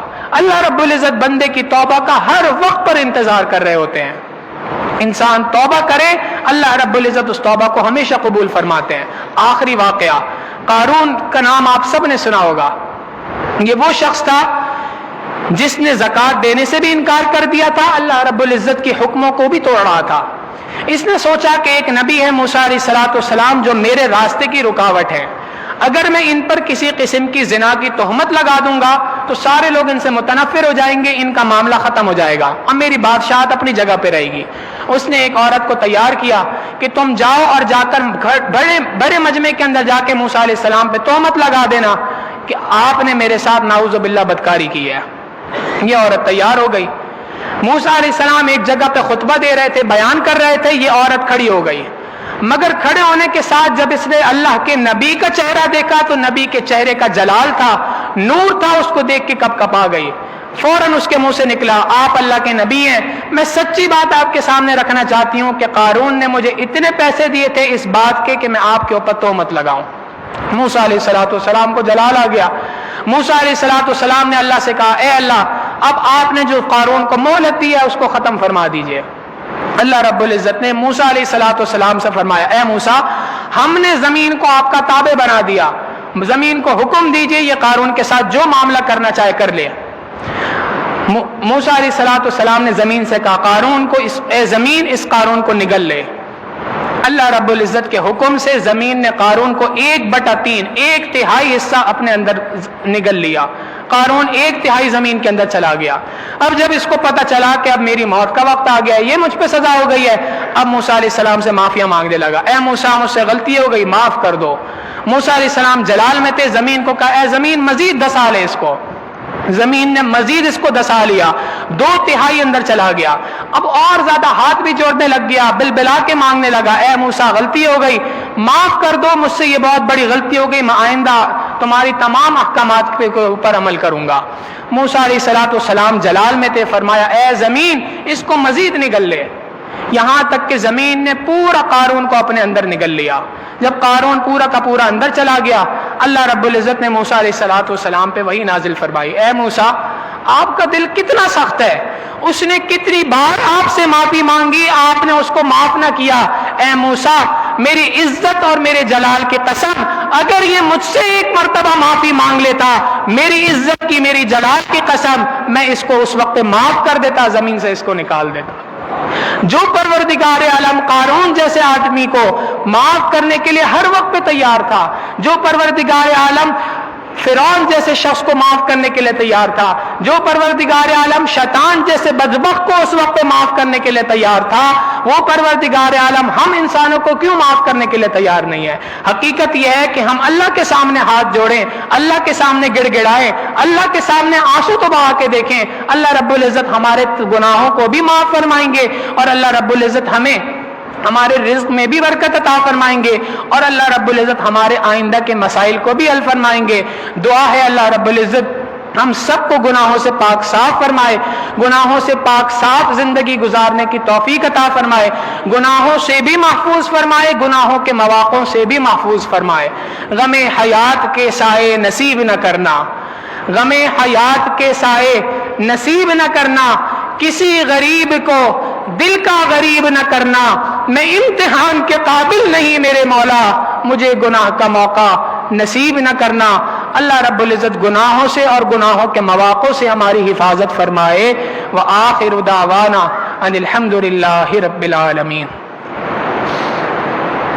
تھوڑی دیر کے لیے مراقبہ کر لیجئے، آنکھوں کو بند کر لیں، سر کو جھکا لیں، دنیا اور جو کچھ دنیا میں ہے اس سے ہٹ کٹ کے اللہ رب العزت کی یاد میں ڈوب جائیں، مراقبہ کر لیں، پھر اس کے بعد دعا کرتے ہیں۔ آنکھوں کو بند کر لیں، سر کو جھکا لیں۔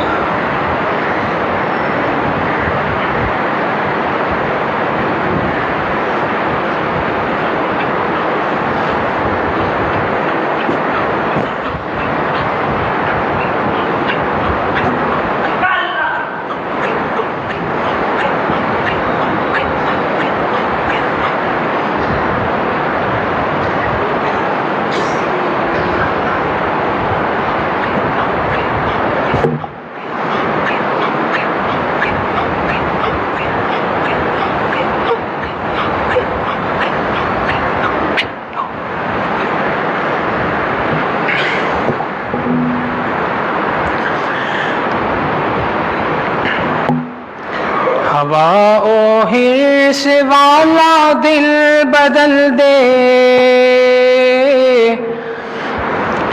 ہوا و حرص والا دل بدل دے، میرا غفلت میں ڈوبا دل بدل دے، ہوا و حرص والا دل بدل دے، میرا غفلت میں ڈوبا دل بدل دے، بدل دے دل کی دنیا دل بدل دے، بدل دے دل کی دنیا دل بدل دے، کرم فرما خدایا دل بدل دے، گناہگاری میں کب تک عمر کاٹوں، گناہگاری میں کب تک عمر کاٹوں، بدل دے میرا رستہ دل بدل دے، سنو میں نام تیرا دہکنوں میں، سنو میں نام تیرا دہکنوں میں، مزہ آ جائے مولا دل بدل دے، ہٹا لو آنکھ اپنی ماں سوا سے، ہٹا لو آنکھ اپنی ماں سوا سے، جیوں میں تیری خاطر دل بدل دے، میرا ظاہر سنور جائے الہی، میرا ظاہر سنور جائے الہی، میرے باطن کی ظلمت دور کر دے، میں وحدت پلا مخمور کر دے، میں وحدت پلا مخمور کر دے، محبت کے نشے میں چور کر دے، رہوں بیٹھا میں اپنا سر جھکا کر، رہوں بیٹھا میں اپنا سر جھکا کر، سرور ایسا عطا کر دل بدل دے، رہوں بیٹھا میں اپنا سر جھکا کر، سرور ایسا عطا کر دل بدل دے، جو ہو دیدار تیرا راز محشر، جو ہو دیدار تیرا راز محشر،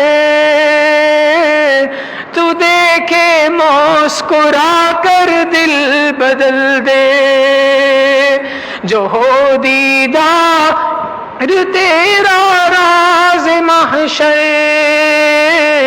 تو دیکھے مسکرا کر دل بدل دے، میری فریاد سن لے میرے مولا، میری فریاد سن لے میرے مولا، بنا لے اپنا بندہ دل بدل دے، میری فریاد سن لے میرے مولا، بنا لے اپنا بندہ دل بدل دے، ہواؤں ہی سے والا دل بدل دے، میرا غفلت میں ڈوبا دل بدل دے، میرا غفلت میں ڈوبا دل بدل دے۔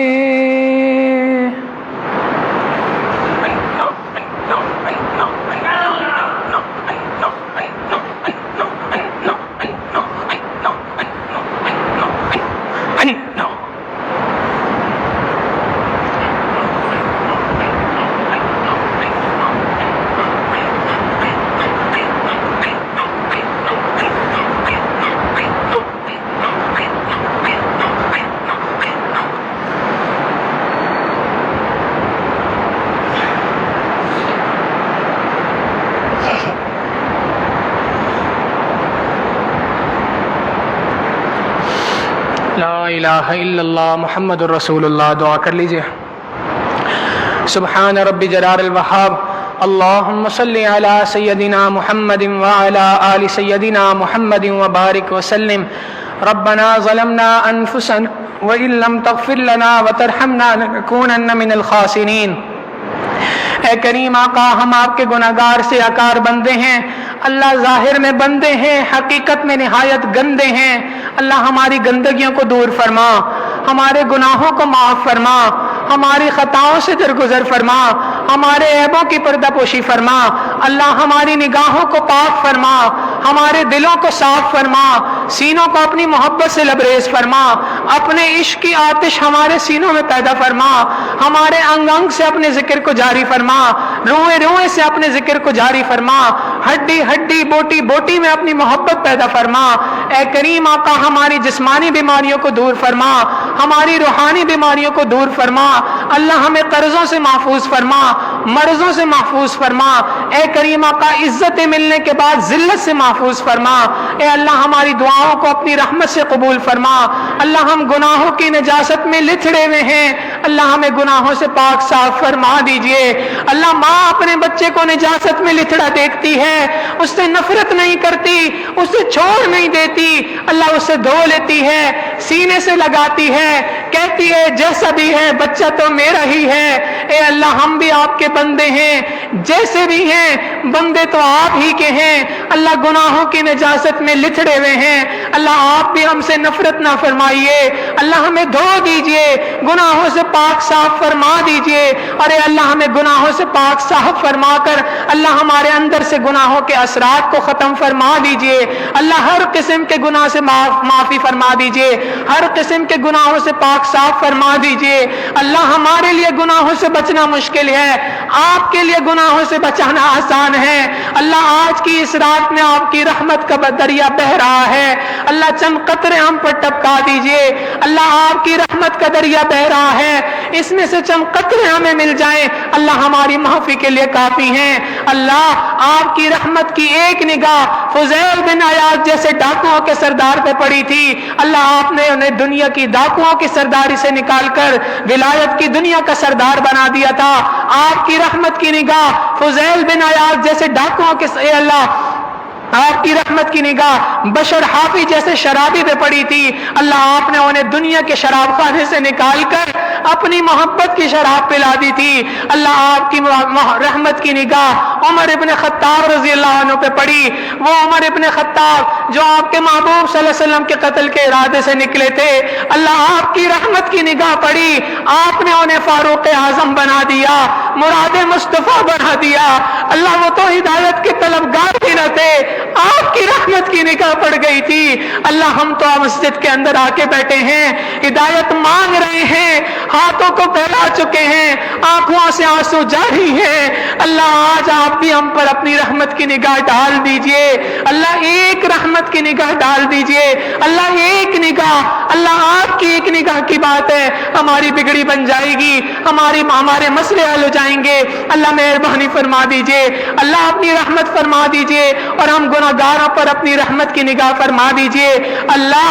دنیا کے اندر ہم نے دیکھا ہے بڑے بڑے اللہ والے ہوتے ہیں، جب کبھی بھی کوئی نیک اللہ رات آتی ہے، بڑی رات آتی ہے اللہ، وہ آپ کے سامنے اپنی نیکیاں پیش کرتے ہیں اور اس کے وسیلے سے آپ سے دعائیں مانگتے ہیں اللہ۔ ہمارے پاس تو کوئی عمل ایسا نہیں، اپنے نام اعمال کو دیکھتے ہیں گناہوں کے پہاڑ نظر آتے ہیں اللہ، اپنے پلے تو کچھ بھی نہیں ہے اللہ۔ ہاں، آپ کی رحمت پہ بھروسہ ہے، آپ کی رحمت پہ بھروسہ کر کے آپ کے سامنے ہاتھ اٹھائے ہیں اے اللہ۔ ان ہاتھوں کو خالی نہ لوٹانا اللہ، ان کو بھر دیجئے، جولیوں کو بھر دیجئے اے اللہ۔ اس رات میں اپنی رحمتیں ہمارے اوپر نازل فرما دیجئے اے اللہ۔ دنیا کا کوئی عیالدار اپاہج ہو، وہ کسی سخی کے دروازے پہ دستک دیتا ہے، اس کو امید ہوتی ہے کہ اگر میں نے یہاں دستک دی، یہاں سے مجھے کچھ مل گیا، میرے بچوں کا فاقہ دور ہو جائے گا اے اللہ۔ جس طرح وہ عیالدار اپاہج ایک فقیر اے اللہ، وہ جس طریقے سے ایک سخی کے دروازے پہ جاتا ہے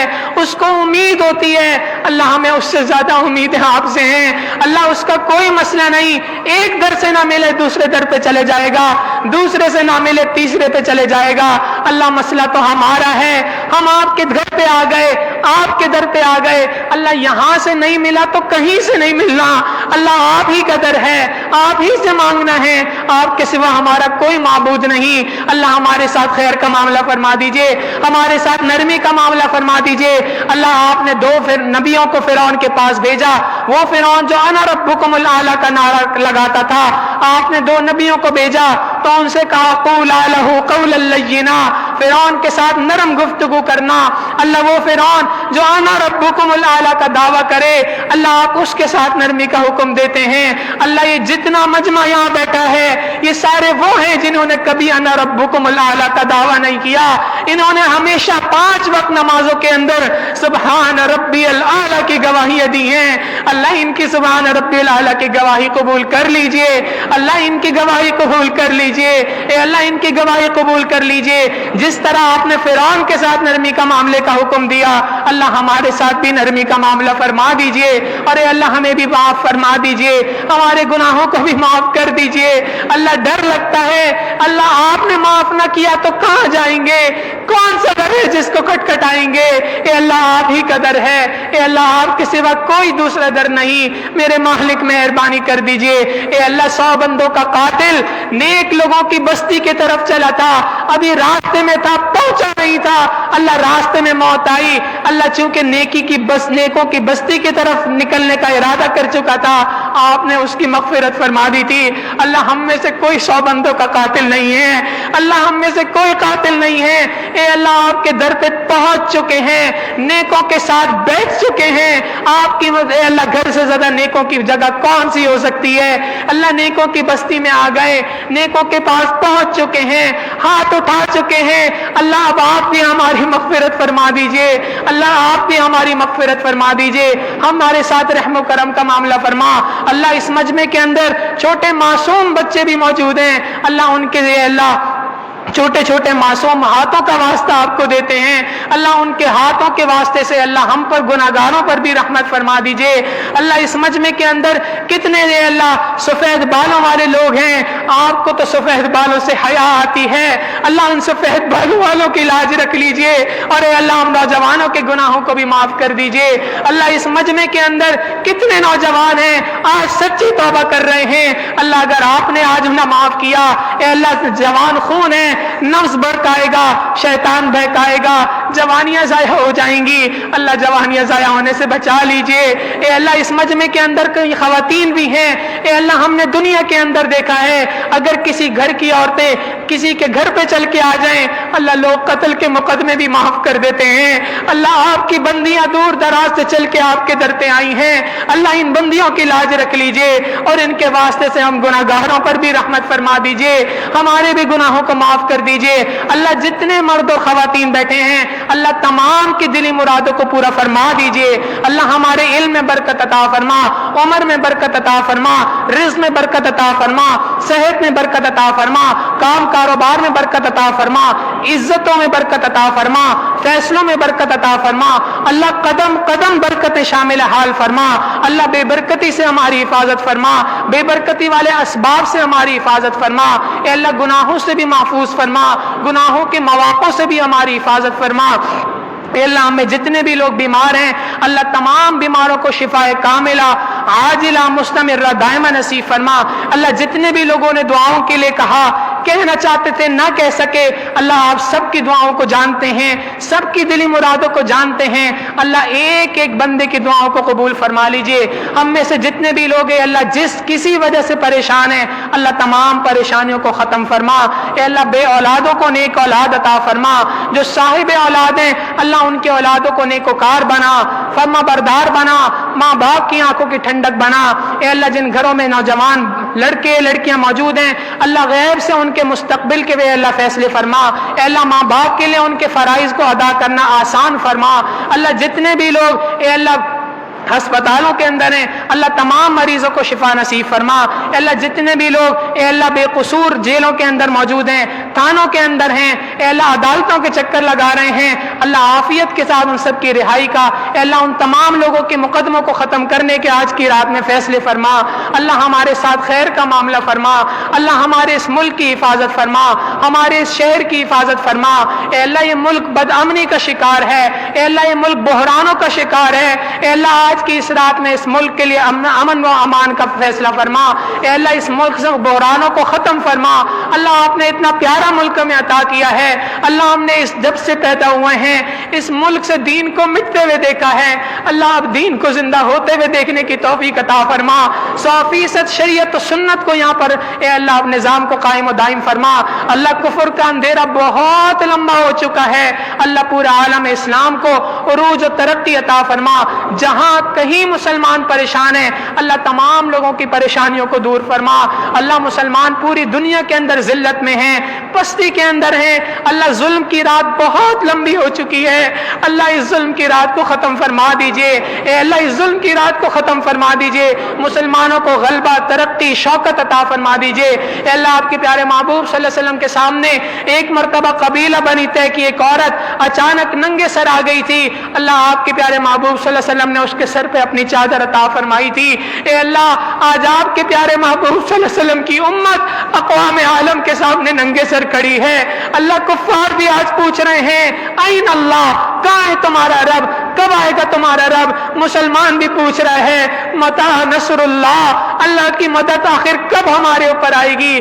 اللہ کفار کا ہم پر غلبہ اتنا ہو چکا ہے، اللہ انہوں نے ہمارے حرمین کو بند کر دیا، اے اللہ ہم مظلوم بن چکے ہیں، اے اللہ آپ کے گھر کا دیدار کرنا چاہے تو پابندی، آپ کے پیارے محبوب صلی اللہ علیہ وسلم کے در پہ جانا چاہے تو پابندی، اے اللہ کفار کا بہت زیادہ زور ہو چکا ہے، اے اللہ آپ فضل فرما دیجئے، اب امت پر اپنی رحمت کی چادر ڈال دیجئے، اللہ اس نبی علیہ السلام کی قبیلہ بنی طے کی عورت کے اوپر چادر ڈالنے کے صدقے امت پر اپنی رحمت کی چادر ڈال دیجئے، امت پر اپنے فضل کی چادر ڈال دیجئے، اللہ امت کو تمام پریشانیوں سے نکال دیجئے، اے اللہ پوری دنیا میں ہدایت کی ہواؤں کو عام فرما دیجئے، اے اللہ ہمارے اس ملک کی حفاظت فرما، ہمارے تینوں حرم کی حفاظت فرما، اے اللہ مدارس عربیہ کی حفاظت فرما، مساجد کی حفاظت فرما، دعوت و تبلیغ کے کام کی حفاظت فرما، اقامت دین کی جہاں کہیں کوششیں ہو رہی ہیں اللہ ان کوششوں کو کامیاب و کامران فرما، اے اللہ اپنی رحمتوں کا معاملہ فرما، اے اللہ دنیا میں جو کوئی جہاں کہیں بھی دین کی جو محنت کر رہا ہے اللہ اس محنت کو قبول فرما، اور اپنی رحمت سے اے اللہ محنت کے برکت سے اللہ ہدایت کی ہواؤں کو عام فرما، ہماری ان دعاؤں کو اپنی رحمت سے قبول فرما، اللہ آج کی اس رات میں ہمارے لیے بہترین رزق کے فیصلے فرما، اے اللہ برکتوں کے فیصلے فرما، رحمتوں کے فیصلے فرما، ہماری ان دعاؤں کو اپنی رحمت سے قبول فرما، اللہ جس طرح آپ نے ہمیں یہاں پر اکٹھا فرمایا اللہ ہمیں جنت میں بھی اسی طریقے سے اکٹھا فرما، اپنے پیارے محبوب صلی اللہ علیہ وسلم کی شفاعت بھی اسی طریقے سے نصیب فرما، اے اللہ دنیا کے اندر ہم نے دیکھا ہے بچے چھوٹی چھوٹی سی آرزویں کر کے اپنے ماں باپ سے اے اللہ پوری کرا کر خوش ہو جایا کرتے ہیں، اللہ ہماری بھی ایک تمنا ہے، ہماری بھی ایک دعا ہے، اللہ مقدر کے فیصلے ہونے کی رات ہے، یہ تمنا یہ مقدر میں اے اللہ ہمارے فرما دیجئے، اے اللہ ہم نے حدیث مبارکہ میں پڑھا ہے، ہم بھی وہی دعا کرتے ہیں، حدیث مبارکہ میں آتا ہے کل قیامت کے دن کچھ لوگ ایسے اٹھیں گے اللہ کو دیکھ کے مسکرائیں گے، وہ اللہ ان کو دیکھ کے مسکرائے گا، وہ اللہ کو دیکھ کے مسکرائیں گے، اللہ ہماری بھی یہی تمنا ہے، اے اللہ ہم کل قیامت کے دن آپ کے سامنے پیش ہوں، اللہ جب ہم اپنے قبروں سے اٹھے آپ ہمیں دیکھ کے مسکرائیں، ہم آپ کو دیکھ کے مسکرائیں، آواز آئے یا ایتھا النفس المطمئنہ ارجعی الی ربک راضیۃ مرضیہ فادخلی فی عبادی وادخلی جنتی، اللہ ہماری اس تمنا مراد کو پوری فرما دیجئے، ہم پر اپنا فضل فرما دیجئے، اے اللہ ہمیں اے اللہ آقا علیہ الصلوۃ والسلام کے سامنے اس حال میں پیش فرما کہ جب ہم آقا صلی اللہ علیہ وسلم کے سامنے پیش ہوں اللہ ہم سر سے پاؤں تک اے اللہ ہمارے اعضاء کو سنت نبی سے مزین فرما، ہمارے دلوں کو عشق نبی سے مزین فرما، عقل کو دماغ کو علم نبی سے مزین فرما، اور اس حال میں ہم آقا صلی اللہ علیہ وسلم کے سامنے پیش ہوں اللہ وہاں کی شرمندگی سے ہماری حفاظت فرما، وہاں کی رسوائی سے ہماری حفاظت فرما، نبی علیہ الصلوۃ والسلام کے ہاتھوں حوض کوثر کا جام عطا فرما، اللہ ہماری طرف سے ہمارے آقا و سردار حضرت محمد مصطفیٰ احمد مجتبی صلی اللہ علیہ وسلم کو اللہ بہترین بدلہ اور اجر عطا فرما، ان کو مقام محمود عطا فرما، ان کی پیاری سنتوں کو اپنانے کی توفیق عطا فرما، ہماری ان دعاؤں کو اپنی رحمت سے قبول فرما، اللہ جو مانگا عطا فرما، مانگنا چاہیے تھا نہیں مانگ سکے اپنی رحمت سے عطا فرما، اے اللہ رمضان المبارک کا وقت قریب آ چکا ہے، رمضان المبارک کی اللہ برکتیں اپنے طور پہ پوری طریقے سے ظاہر ہو چکی ہیں، اے اللہ اپنی رحمت سے ہمارے ان دنوں میں برکتیں عطا فرما اور عافیت سے ہمیں رمضان تک پہنچا، اے اللہ رمضان سے پہلے رمضان کی تیاری کرنے کی توفیق عطا فرما اور رمضان کو اس طریقے سے گزارنے کی توفیق عطا فرما، اللہ جس طرح آپ چاہتے ہیں اپنی چاہت کے مطابق رمضان المبارک کو گزارنے کی توفیق عطا فرما، ہماری ان دعاؤں کو اپنی رحمت سے قبول فرما، ربنا تقبل منا انک انت السمیع العلیم وتب علینا انک انت التواب الرحیم، وصلی اللہ تعالی علی حبیبہ سیدنا محمد وآلہ واصحابہ اجمعین برحمتک یا ارحم الراحمین۔